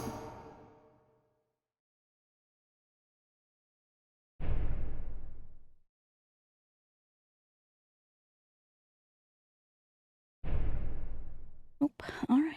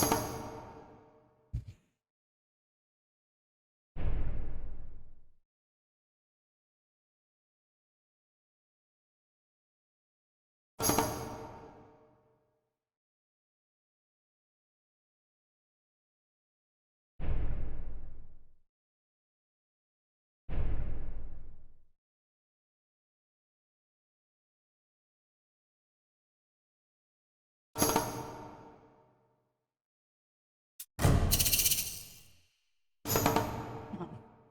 Yeah, I wouldn't have got that.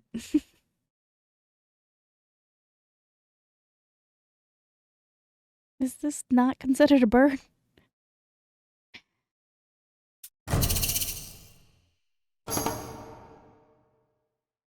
No hints of Hyde's further activities, but look what I found. Good heavens, it's a stage for the dolls. Hyde was truly staging his crimes in advance. Perhaps you should set the stage for us, Inspector. Remind me of the victims. Place the dolls in their correct positions. They must have some deeper meaning.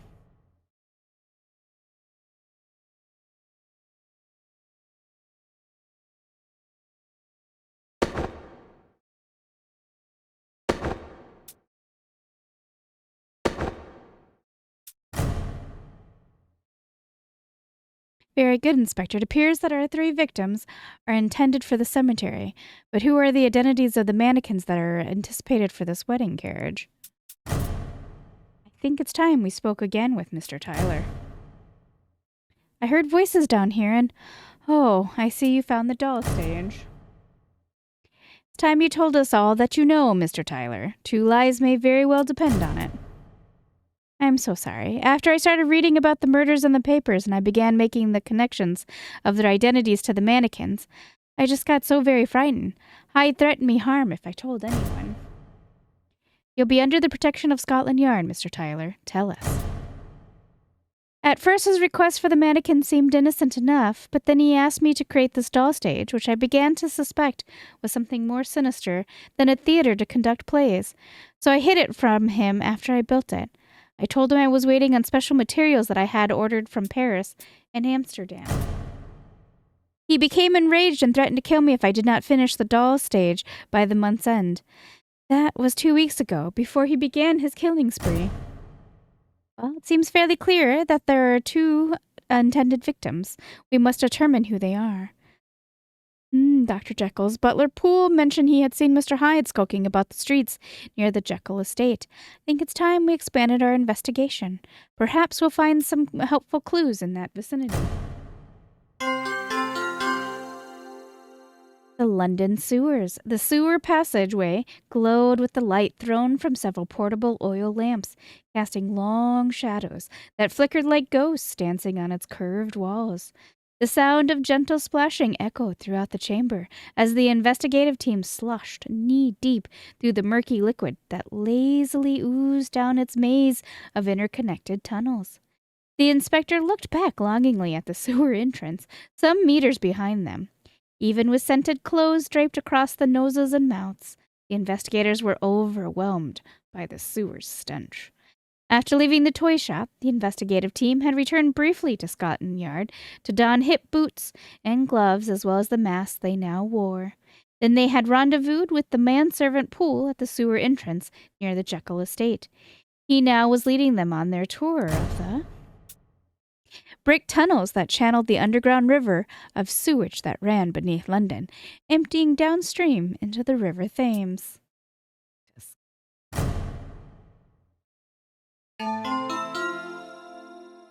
This is where I saw that dreadful Mr. Hyde take refuge the evening I saw him outside the master's estate. At the time, I didn't give it a passing thought, as I figured him to be a transient. It seems only natural that such a hideous creature would find shelter among the sewers. If Hyde has been using the city's sewers to move about the city, it would explain why it's been so difficult to track his whereabouts, and why he's been able to evade capture for so long. We best get right to our investigation.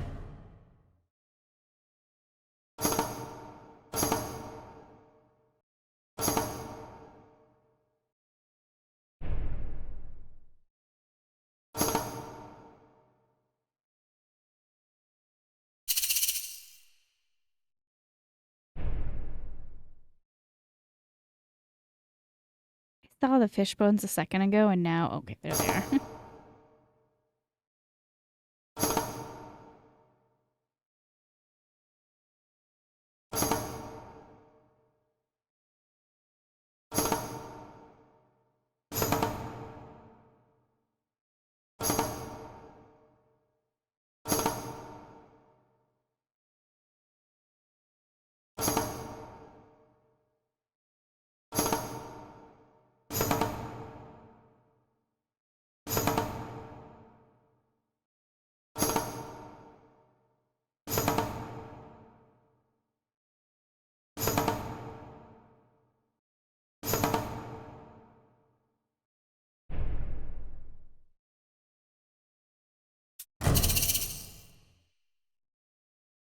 A fly?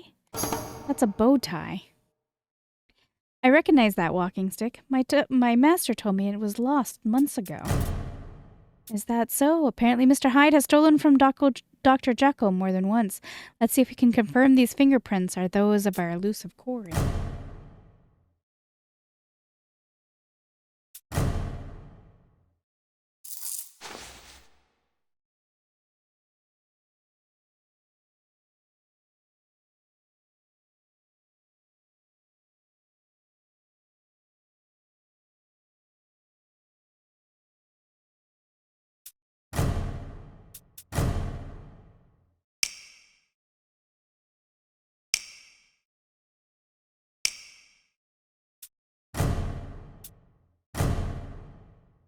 They all looked the same to me, I'm gonna be honest. Nice we're matching up the fingerprints on the walking stick, Inspector. They are indeed the same as those we have found at the other crime scenes. Yes, but what is the connection? Why would this madman be interested in the effects of a chemist? And with all due respect to your master, Poole, a chemist who plies his trade up for the whimsy of London's wealthy elite. My master has helped many people overcome sickness with his potions. We must investigate further. There is a lighted passageway off the main tunnel ahead. Let's take a look. The hidden laboratory. The inspector led the investigation team down the lighted passageway toward the source of the illumination. Rounding the corner, they stopped in disbelief. Nestled into an abandoned maintenance room was a laboratory of sorts, similar in style to the one at Dr. Jekyll's residence. The source of the light was that of the daylight sun above, filtered through a drain and reflected by a series of mirrors into the maintenance room. This was Mr. Hyde's secret lair. At the center of the room was a table with the lab apparatus set up. However, it was obvious from the simplicity of its design, as well as the shoddy materials and lack of coordination in assembling the equipment, that Mr. Hyde had little knowledge of chemistry.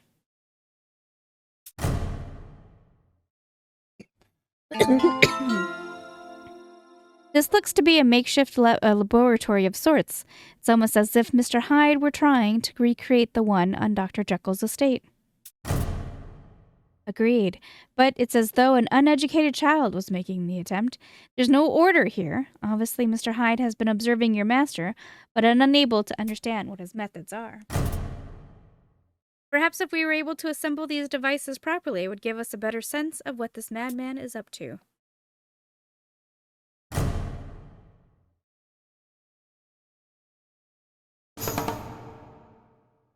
Jekyll.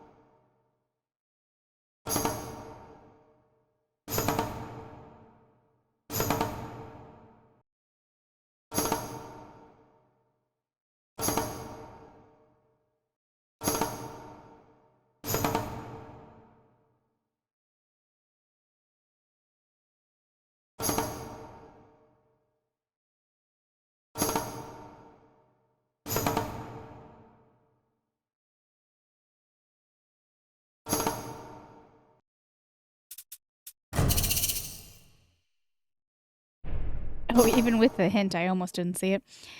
What secret is this madman trying to hide?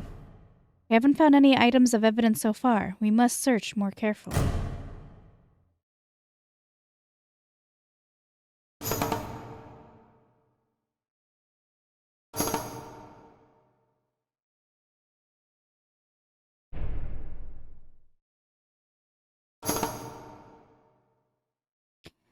There's our answer. Another mannequin. We can use this discovery to determine who Hyde intends to attack next.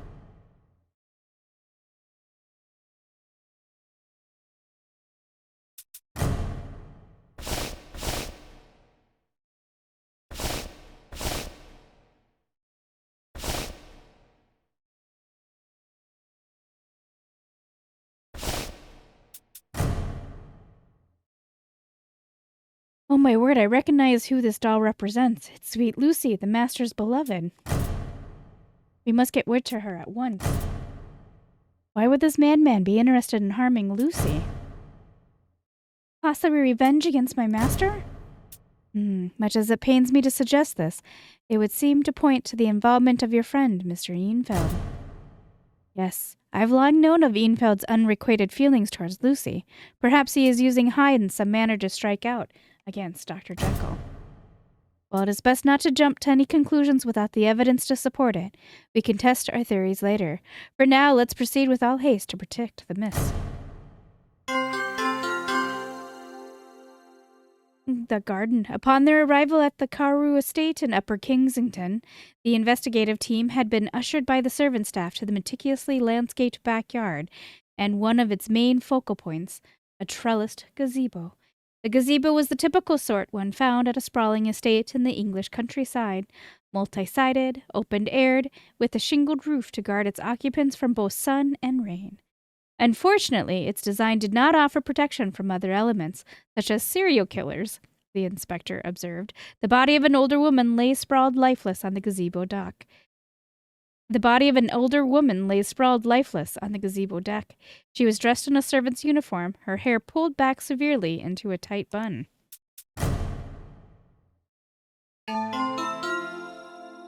Appears we were too late. Mr. Hyde has struck again, but his intended victim was not who we thought it would be.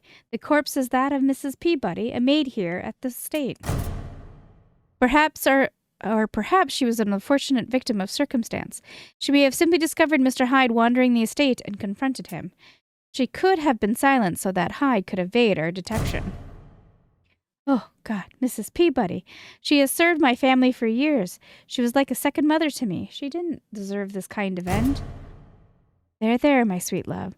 This is too unsettling for you. Come, let me escort you back to your parlor. You should rest. I don't want to rest, Henry. Can't you see? First my father and now Mrs. Peabody? This mad man Hyde won't stop until my family is destroyed. We'll make sure that doesn't happen. But I think Dr. Jekyll is right. You should rest and let us investigate this crime scene. Well, let's first gather evidence to ascertain if Hyde is indeed our murder suspect. Inspector, can you search the area while I check on the whereabouts of Mr. Enfield?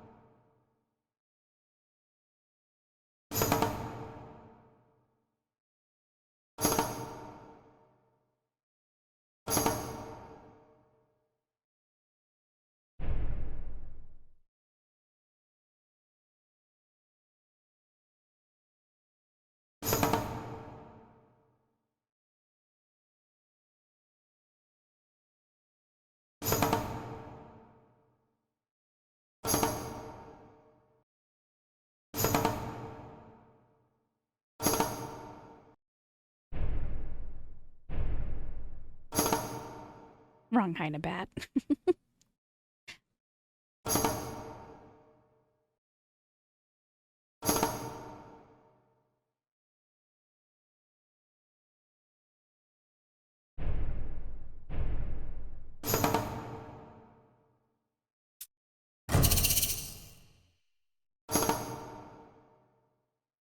I assume that we'll be able to find some fingerprints here as well.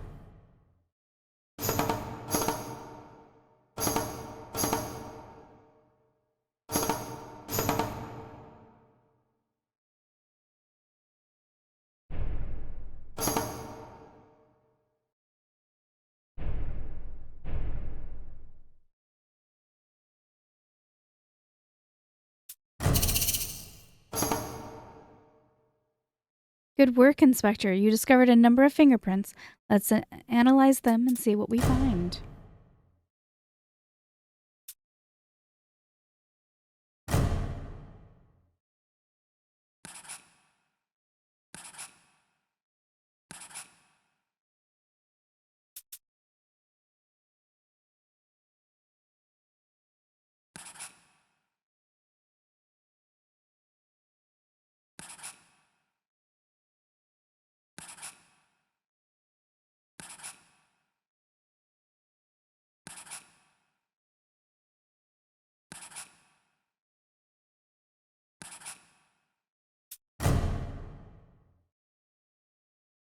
It's confirmed this murder was definitely the work of Mr. Hyde, but the presence of Miss Carrow's makeup box seems to suggest that the murder may have taken place elsewhere, and her body was brought here. We best search the mansion for other signs of Hyde's presence. In the meantime, I sent a summons out to Mr. Enfield and asked him to meet us here at the mansion. As they approached the back of the mansion, the investigators noted that there were two possible entrances. One was framed by double French doors that opened into the formal living room. Looking in through the window recessed into the ornate door, they could see several maids were busy dusting and mopping the room. If Hyde had entered the mansion this way, thought the inspector, he surely would have caused great alarm to the servants. The other access was the back door to the mansion's kitchen, which was open. The team continued further down the exterior of the residence. Soon the captivating aroma of the kitchen smells began to drift their way. A striped orange cat was near the entry, licking milk from a shallow plate.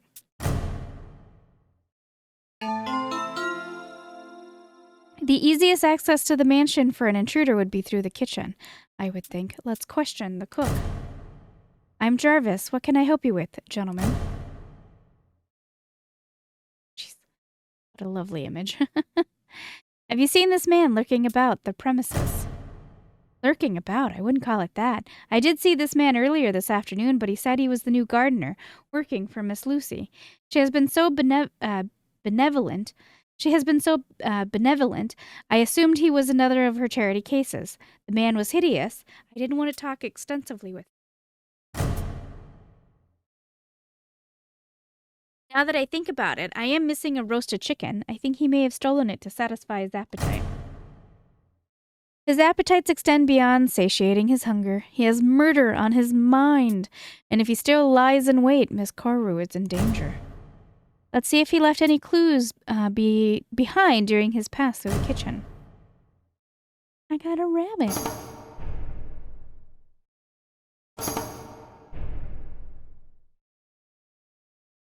Oh, what's an egg slicer? That thing. All right.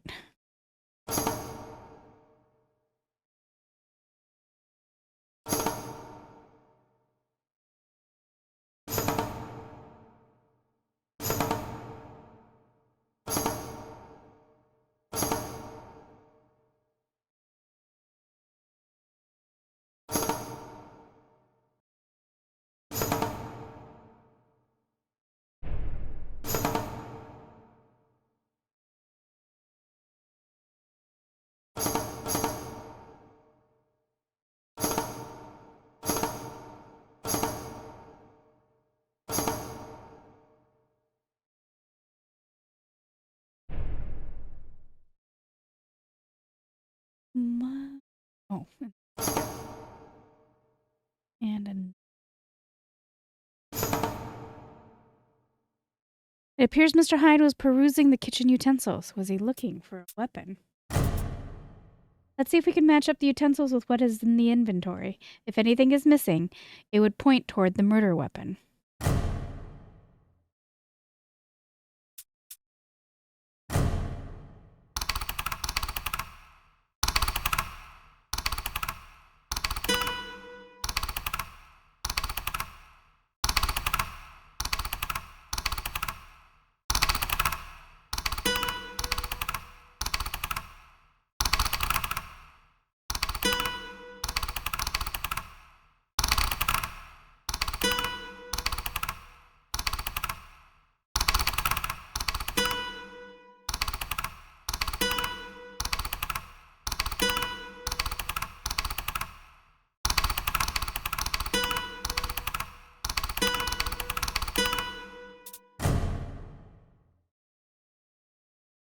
The fiend took my best carving knife. One can only surmise what he plans to do with it. Yes, it's time we moved our investigation deeper into the mansion. The bathroom, in search of the lower floor of the two-story mansion, yielded little useful evidence. As before, the house servants were diligently at work with their tasks. However, due to the recent discovery of Mrs. Peabody's corpse, there was little cheer as they moved about. Moving upstairs to the private quarters, the investigators came across a bathroom, with its contents scattered chaotically about. The mess stood out amongst the other carefully maintained rooms that they had examined. It was as though someone had been hastily searching for something and then left in a hurry.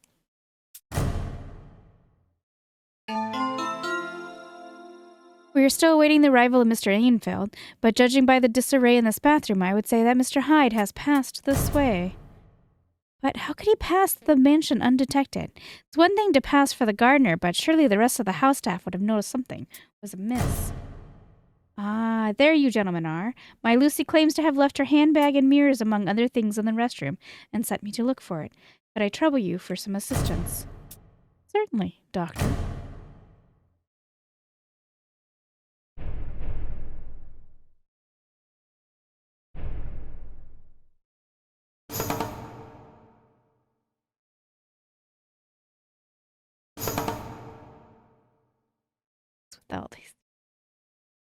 What am I looking for?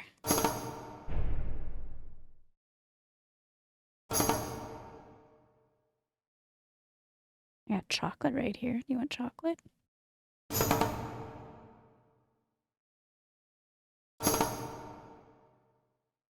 I'm tripped up by the world map. I don't see a world map. Like a faint etching.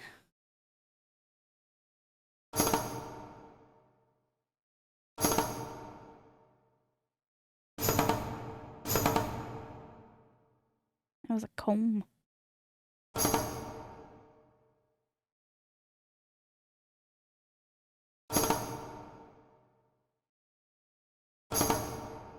Oh, there it is.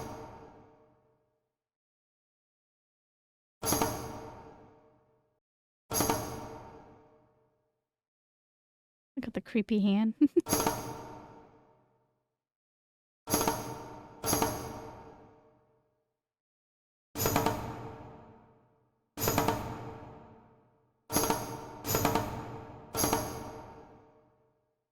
The mirrors seem to be connected somehow. Perhaps if we align them properly, the beam of light will shine some illumination for us.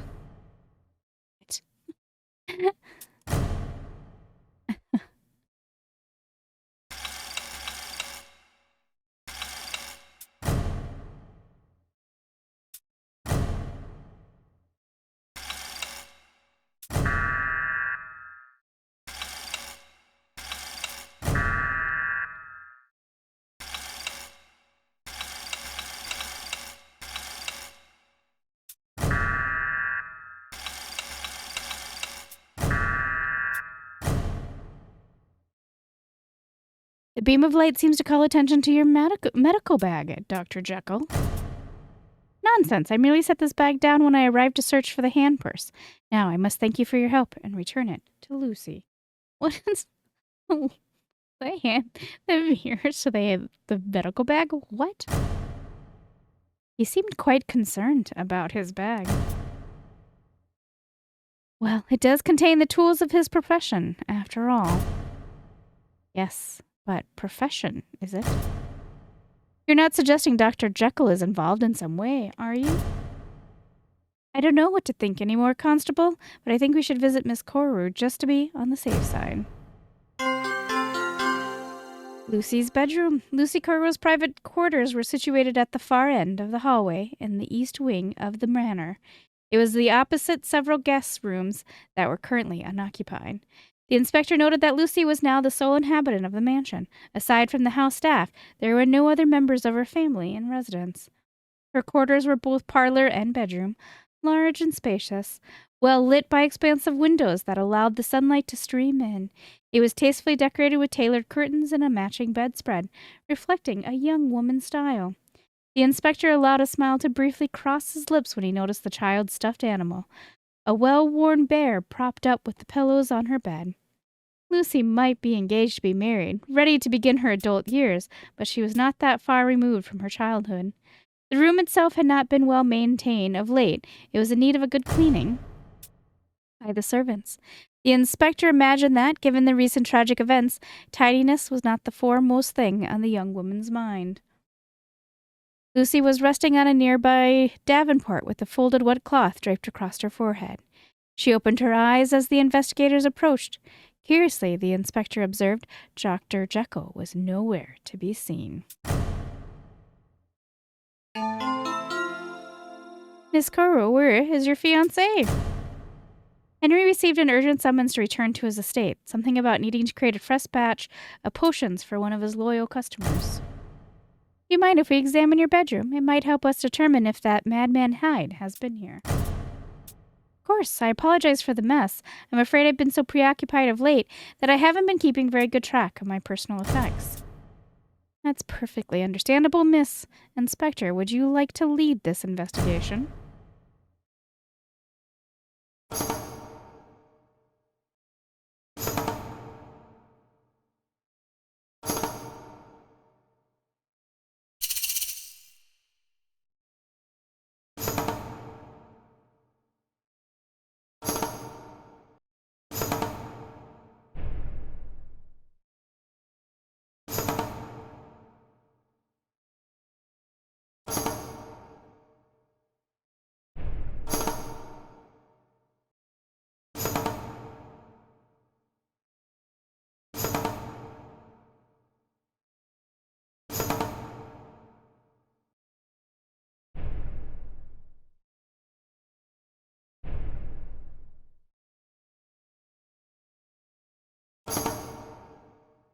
They were calling that a jar. I didn't click it right away because I thought it was not that at all. And that's a trophy. Please don't tell me they're considering this an owl. Okay. They're redeemed.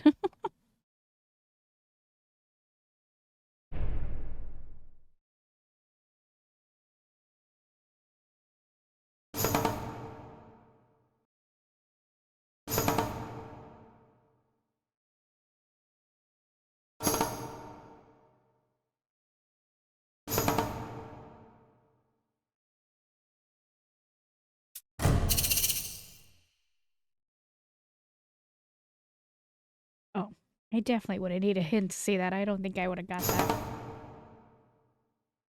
Oh, there are some pieces of paper. It looks like a torn apart letter. What secrets might it hold? Let's see if we can gather all the pieces.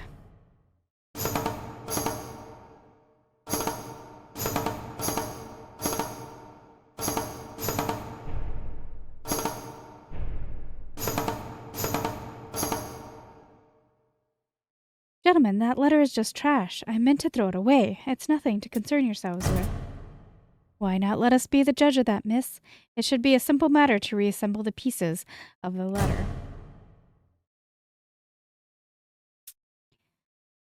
Oh, what do we have here? A mysterious letter to Lucy. This is valuable evidence.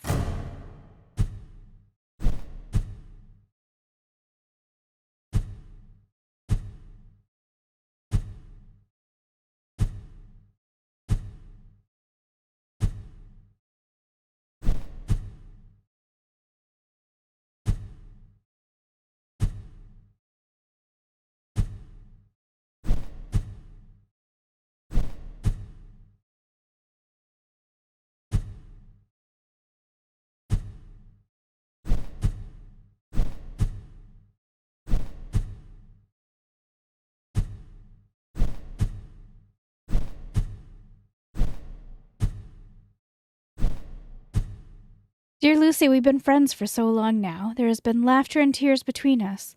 There have been hidden emotions surfacing more and more each time we met. My dearest Lucy, I have decided that the time has come to openly state my intentions. I can't take this hypocrisy any more. I'm not a friend of Jekyll. I can't support him in his manic efforts any more. The only thing that kept me in his company is you, Lucy. Only your presence could make me forget about his stupidities. Please, Lucy, let go of Jekyll and come with me. Run away with me, Lucy. Forever your sole companion, Richard Enfield.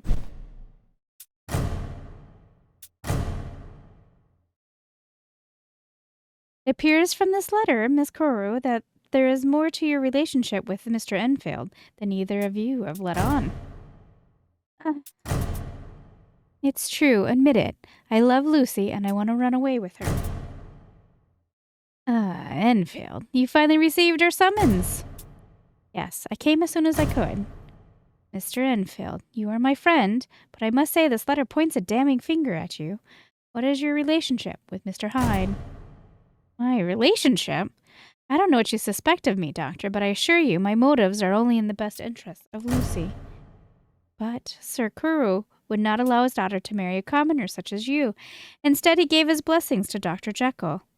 With him out of the way, you would be free to pursue her affections. Richard, is it true? Lucy, I swear to you, I would never cause harm to come to you or your family. If I am to win your love, I will win it honorably. If your intentions are indeed honorable, Mr. Enfield, then I am sure you'll not mind if we continue our examination of our rooms.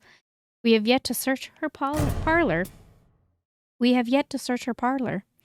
By all means, I have nothing to hide. Lucy's parlor. The investigators now turned their attention to the large wooden bookcase that took up one wall of Lucy's parlor. In addition to housing a number of hardbound books, it also featured a collection of knickknacks and keepsakes on its shelves. The constable walked over to the bookcase, ran his fingers along the dark walnut wood, and began to examine one of the thick tomes. I'm not sure what good looking through my books will do you, gentlemen. I can't say either, miss, but our adversary, Mr. Hyde, has been leaving us many clues to his activities. It is as though he is struggling with the guilt of his crimes. Well, as with the rest of my bedroom, it is in a bit of disarray. I'm not the most attentive of librarians. Quite all right. We're not really concerned with that. Inspector, why don't you investigate while I keep an eye on Mr. Enfield?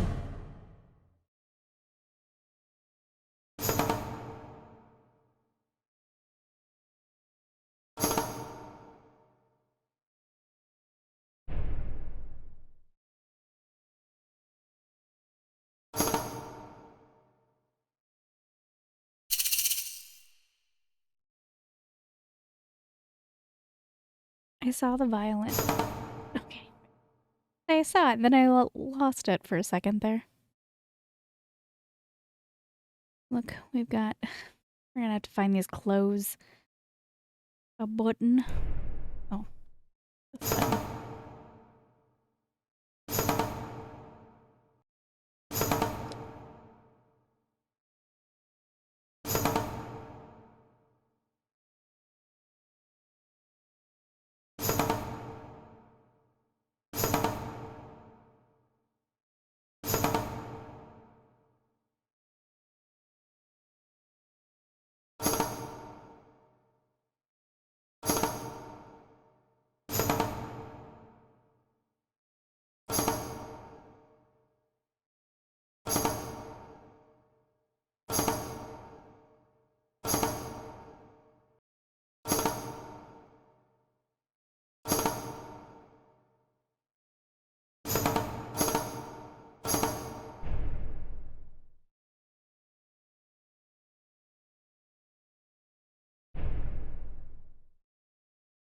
Here's not the gloves. Alright, alright.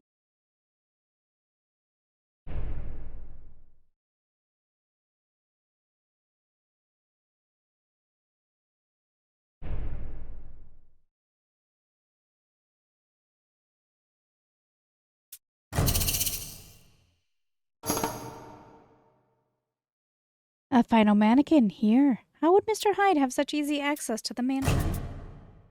He's either quite stealthy or is he closer to the victims than we first believed? Unless he is working in tandem with an associate. Enfield? I wouldn't know what you are talking about.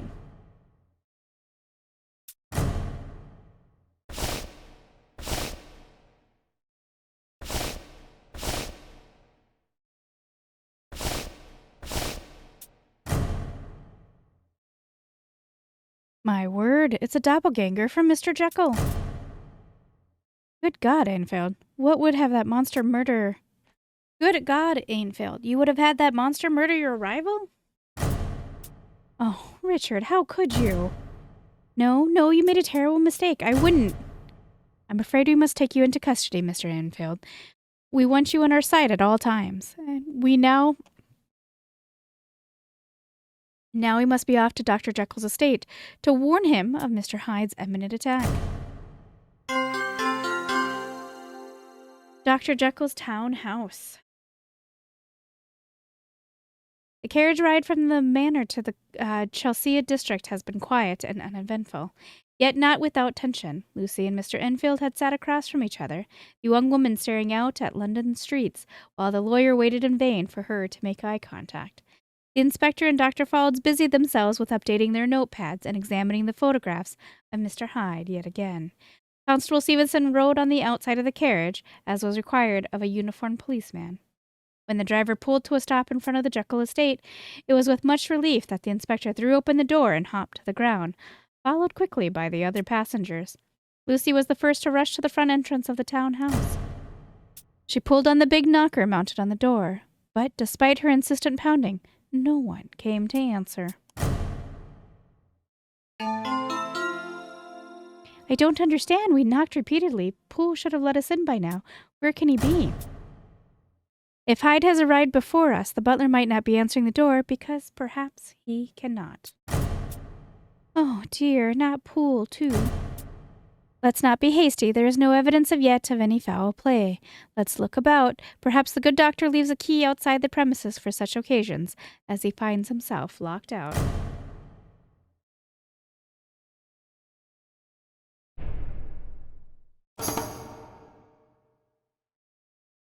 What's a matrushka? I don't know what that is.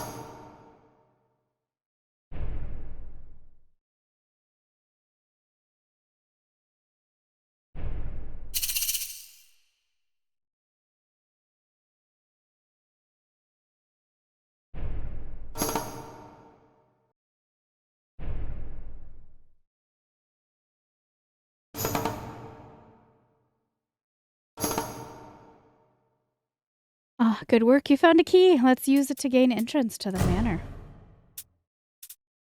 The key doesn't work in the door lock. We must be missing something. It looks more like a key to a postbox. Perhaps we should try using it there.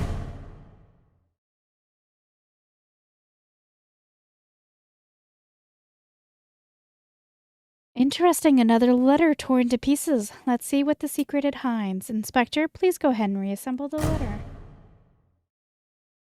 Up to you guys.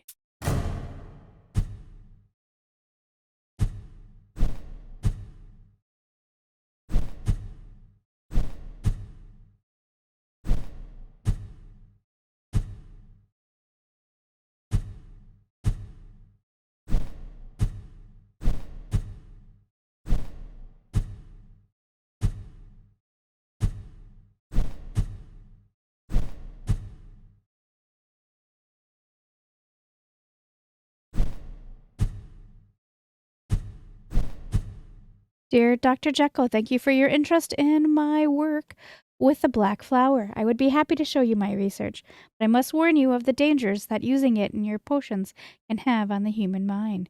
Regards, Eric.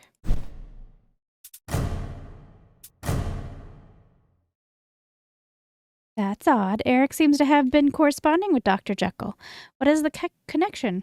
Was Mr. Hyde secretly monitoring the doctor's mail? I thought I heard voices. Good heavens, Poole, you've been attacked. The brute knocked me unconscious. I only now just revived. Want to hear you speaking outside. Let's get you inside, my good man. Dr. Faulds can attend to your injuries. The drawing room. The group ushered the injured manservant to the drawing room just off the foyer. It was tastefully decorated with a davenport and comfortable reading chair positioned around an expensive oriental rug. The inspector observed that the massive fireplace that took up one wall was unlit. What could have been a warm and inviting atmosphere was instead chilly and unappealing. A decanter of brandy sat upon a serving table next to the davenport. 2 glasses were filled, but untouched. Lucy led Poole to the davenport and gently urging that he sit down. The manservant hesitated as though the furniture were only meant to be used by guests, not the house staff. Lucy insisted, and Poole reluctantly acquiesced.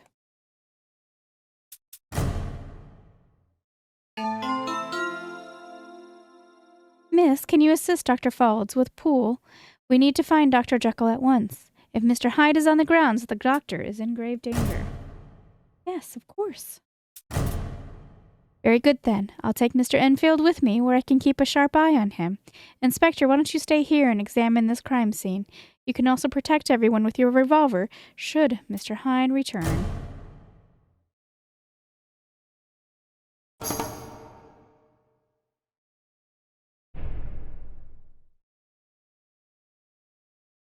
I got a photo right here. A bowl of candlestick.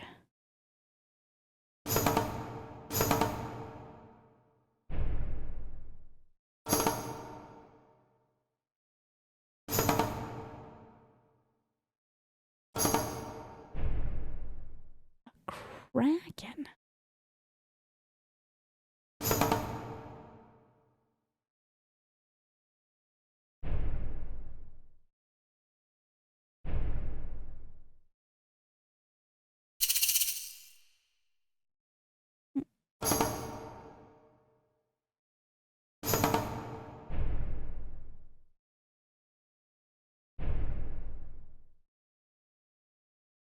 This would not be considered a head.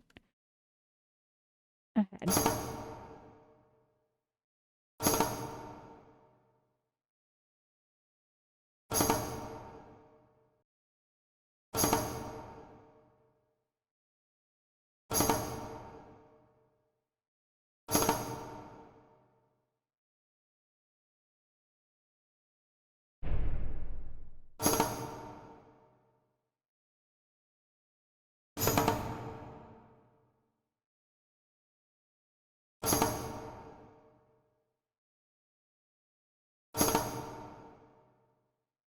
I really didn't see what that was, other than that it looked like it didn't belong.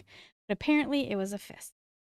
Me, this looks like this would be the Kraken. Yeah, that was. Okay, find a pocket watch.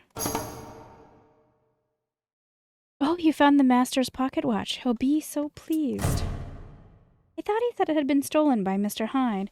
Why would Hyde only steal the chain and not the entire watch? Something is not right here. Who is this woman in this photograph? The woman? Why, that's the mother's master. Nope. The woman? Why, that's the master's mother, of course. Incredible. She bears a striking resemblance to Mrs. Moore, the murder victim at the waterfront. Oh, my. I have an awful feeling I know where this is leading. Fool, is there a photo of Dr. Jekyll nearby? Yes, of course, in the study. I'll get it for you. No, you need to rest, my good man. Come, Inspector. I would like to play out a hunch. Now, here we have a photograph of Dr. Jekyll and another one of Mr. Hyde, taken in the park. This may sound a bit daft, but I think we should compare these photos in closer detail.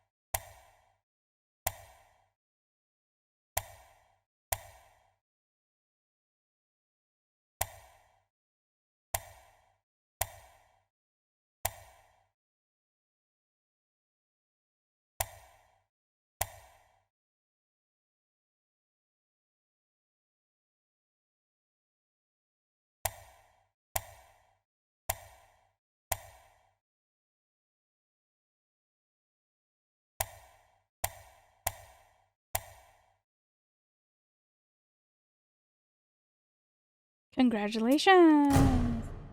Woo. As I suspected, somehow Dr. Jekyll and Mr. Hyde are one and the same man.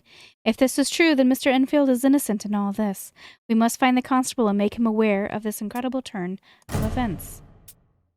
The master's laboratory is out back on the edge of the estate. Perhaps you'll find them there? The backyard. Poole escorted the others out of the service entrance. The backyard lawn was cropped close. Thus late in the season, the blades of the grass lay dormant. A well-trimmed hedge separated the townhouse from the lab, while off to one side a small shed provided shelter for the gardener's tools. A few leaves were scattered about, idly swirling at the whim of an insistent and biting breeze. The late afternoon sky was growing dim, and gathering storm clouds heralded a coming thunderstorm. Dr. Faulds looked about, noting that Constable Stevenson and his prisoner were nowhere to be seen.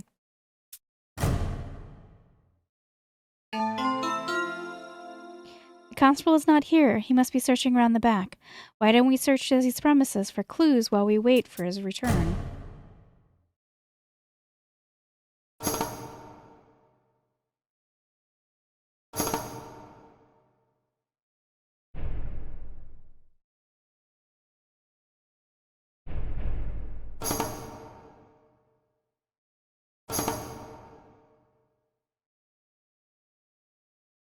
I'm gonna have to look for fingerprints. Calling it already. A Maddock. Not a gun. A handgun.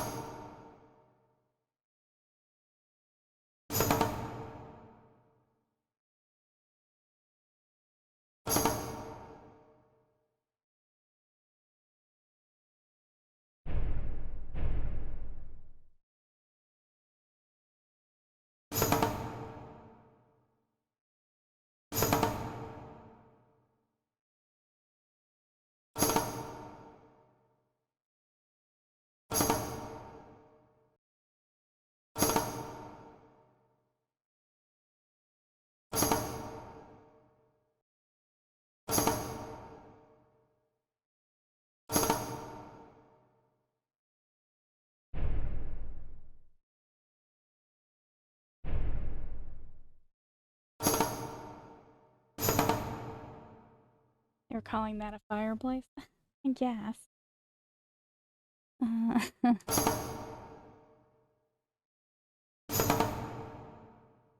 I'm pretty sure a Maddock is a gun, but I could be very wrong. So we're gonna use a hint.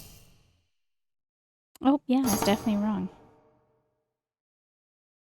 There you all are. Mr. Enfield and I've been knocking on the lab to no avail. Dr. Jekyll is not answering. We tried hunting for another entry around the back, but our search turned up no other entrances. My master has the only key. He is very protective of his work. Inspector and I have discovered something important, but we must confirm our suspicions. Can we collect some fingerprints from the garden tools that Mr. Hyde has thrown about?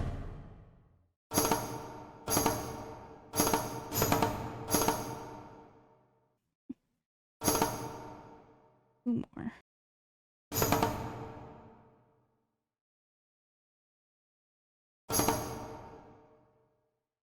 We've collected enough fingerprints to make a comparison. I've also collected some fingerprints from one of Dr. Jekyll's brandy glasses in the living room. Why don't you show the others, Inspector?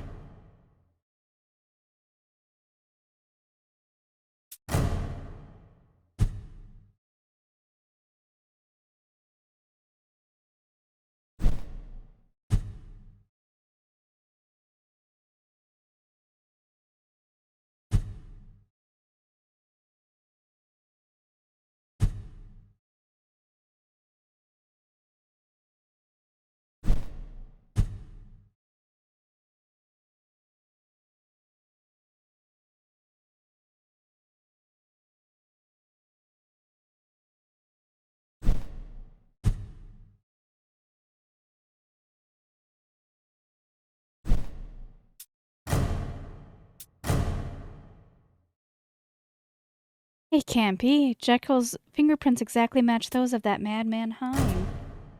Yes, unbelievable as it may seem, our adversary is the very man we come to warn of a pending danger. I was wrong about you, Enfield. I hope you can forgive my mistaken conclusion. I nearly believed you myself, Constable. I never would have suspected Dr. Jekyll capable of such madness. I believe the suspicion warrants our breaking into Jekyll's laboratory. I believe the suspicion warrants us breaking into Jekyll's lab. This pickaxe should gain us entrance. Constable Stevenson struck at the locked door to Dr. Jekyll's lab with a fervor that betrayed his impatience to confront the murderer and learn the secret to his dual existence. The door splintered and then burst open as the policeman continued his savage onslaught. He rushed inside with the pickaxe raised menacingly, followed closely behind by the others. The lab was the same as he recalled from their previous visit, with the chemical apparatus set up and operational on the center workbench. There was no sign of either Dr. Jekyll or his crazed alter ego. The lab is empty, but appears Jekyll was here recently, mixing his potions. That's it. He must be using the potions to transform his physical appearance from his handsome exterior to that hulkish brute. The potions obviously affect his mind as well. He has developed a split personality. Let's see what evidence we can gather, shall we, Inspector? Whether he be Jekyll or Hyde, he may have left us some clues to his past crimes.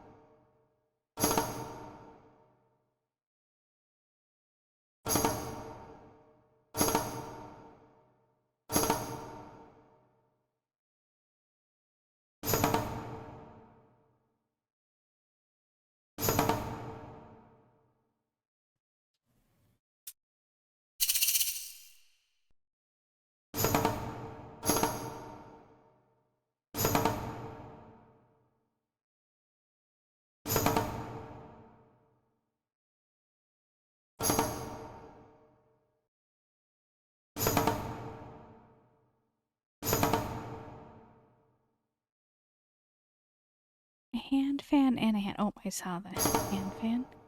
All right, the hand. Am I looking for human hand? Am I looking for silhouette? Always the magical question, huh?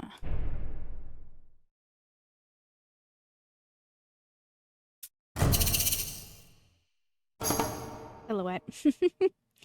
Or a shadow. Okay. Find a diary. Diary? There we go. It's Henry's private diary. I'm afraid to read it. We've no choice, miss.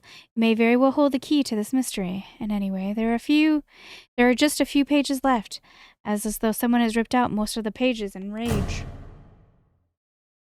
It becomes clear to me that I am increasingly unworthy of existence on this good earth.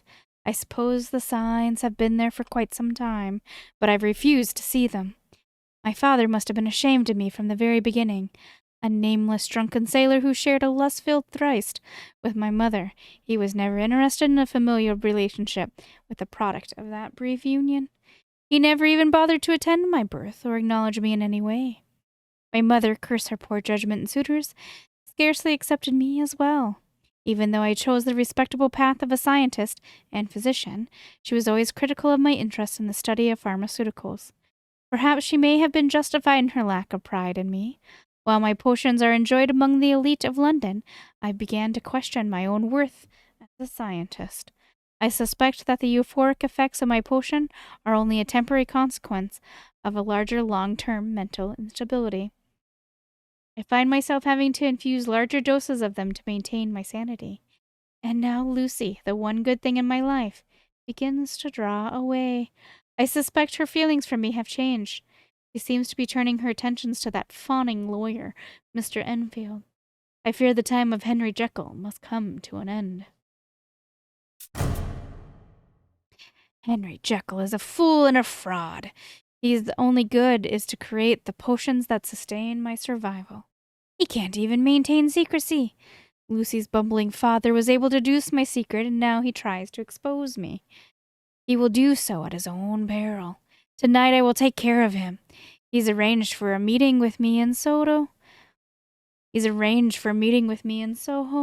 But it will be his demise. And when Sir Danvers Carew is out of the way, I shall begin to cleanse myself of all the burdens in Henry Jekyll's life. That damnable barmaid at the docks, the sniveling chemistry student at the university, and that insufferable woman he still purports to love. Only then can the flame of Jekyll's existence be extinguished, and the light of Edward Hyde be allowed to shine.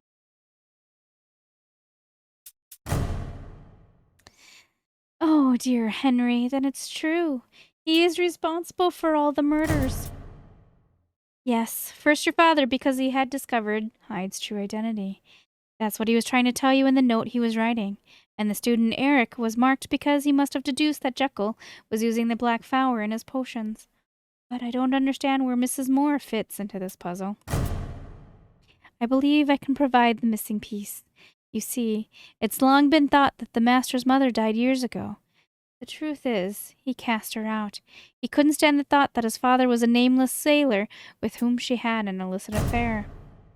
The poor woman took up a new identity in the port district. I often brought her money and food to supplement her meager wages as a barmaid. The master must have followed me at some point when I was visiting her. All coming together now, and these potions seem to be key in Jekyll's transformation from man to beast. Dr. Faulds, do you think you can finish the formula using Jekyll's notes? I'll give it a try. Perhaps you can help me, Inspector. Must I do everything? All right, a poem. After the storm there comes the sun. The sun is shining high, high above the destiny flower. 3 red petals, and mind is alive. 2, 3. 2 blue petals, and soul is alive. 4 green petals, and you're the one. In the end, all what is left is 1 black butterfly. Could have made it a little more difficult, I guess. If we interpreted Jekyll's notes properly, this is the formula the doctor uses to alter his physical and emotional being. Let's go down to the basement, my guess. That is where we'll find they're the one who we are looking for, or the other. The hidden basement. Constable Stevenson cautiously opened the door to the lab basement and descended the stairs. The light of several candles illuminated the room, indicating that there had recently been occupied. The basement, constructed completely of stone, served as storage, with several trunks spaced about the site. The investigative team all crowded into the cramped space. After a careful search of the premises, their attention was drawn to the far wall and the massive wooden door that blocked further passage. Careful examination revealed a complex lock mechanism that prevented the door from opening.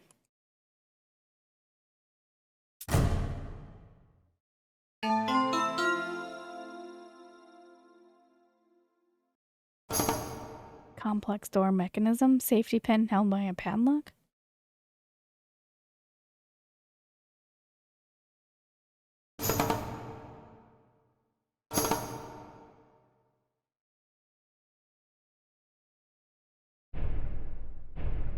Oh, that must not be what I thought it was. All right, fine.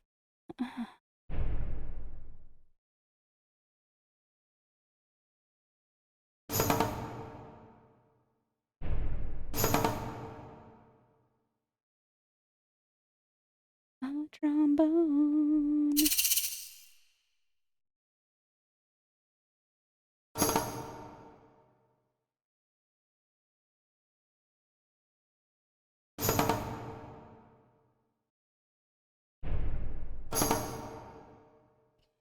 I get thrown off when they call the hair clip, or the bobby pin a hair clip.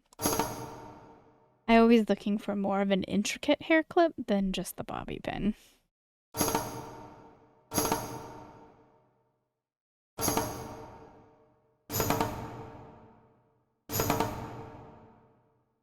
this.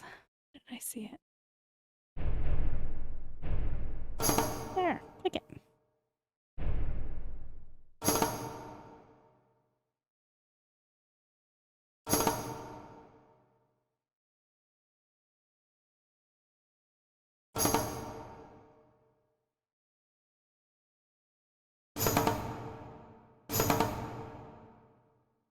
The basement probably leads to the sewers as well. This is how Jekyll was able to move about to and from the estate undetected. But we'll never get past this lock. Wait, there's a clue here in Jekyll's diary.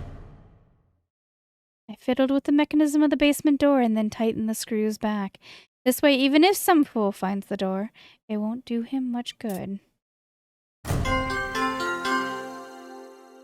We need to open this door, find a mechanism to open the lock.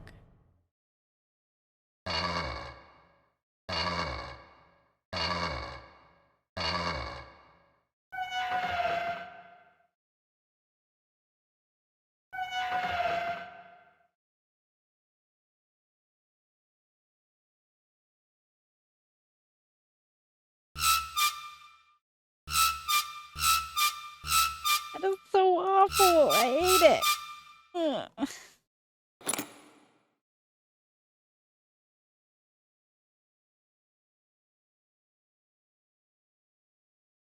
Right?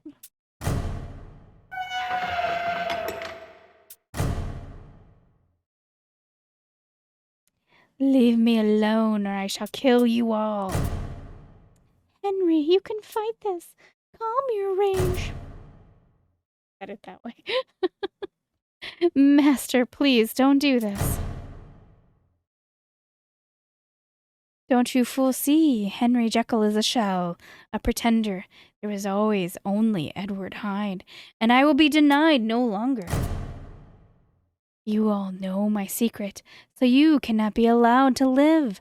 I'll kill you all, starting with you, Enfield. If you insist on being a demon, Hyde, then I will send you back to the fiery pits where you belong. It is done. The creature is dead. look, the monster fades away to the man within. Be at peace, my beloved. Your tortured soul can rest now. The terror is ended, and the citizens of London can breathe a collected sigh of relief. I suppose you are right, Enfield, and yet I cannot help but wonder, does a mysterious Mr. Hyde reside within us all? Does a demon lie just beneath the veneer of our civility, waiting for a moment of weakness to surface? The tunnel beyond this door probably leads to the sewer. Okay, wait. Okay, reread this.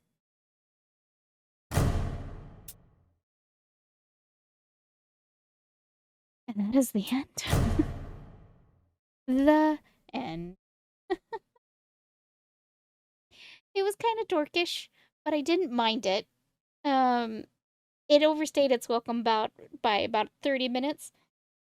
But I did split the sessions up into 3 one-hour sessions. So just as I was starting to get a little tired of it, I was like, right. I mean, that could have been too. I already knew the story of Dr. Jekyll and Mr. Hyde from school. I'm pretty sure we had to read it and write a paper about it. So I was familiar with it, so it wasn't like a big surprise to me. And maybe that added a little to my my wanting to be done. Because of the ratio of the game, it's square and not stretched out to being today's monitor aspects. The game was a little harder, I guess. I would click somewhere and the game would thought I was like a mile off. So there's that. Anyway, thanks for keeping me company. I hope you enjoyed it, even with its cheesiness. And I actually do have more. I have so many hidden object games of this age to play with you guys, and for you guys. So yeah. Anyway, thanks for keeping me company. I will be back with more, I promise.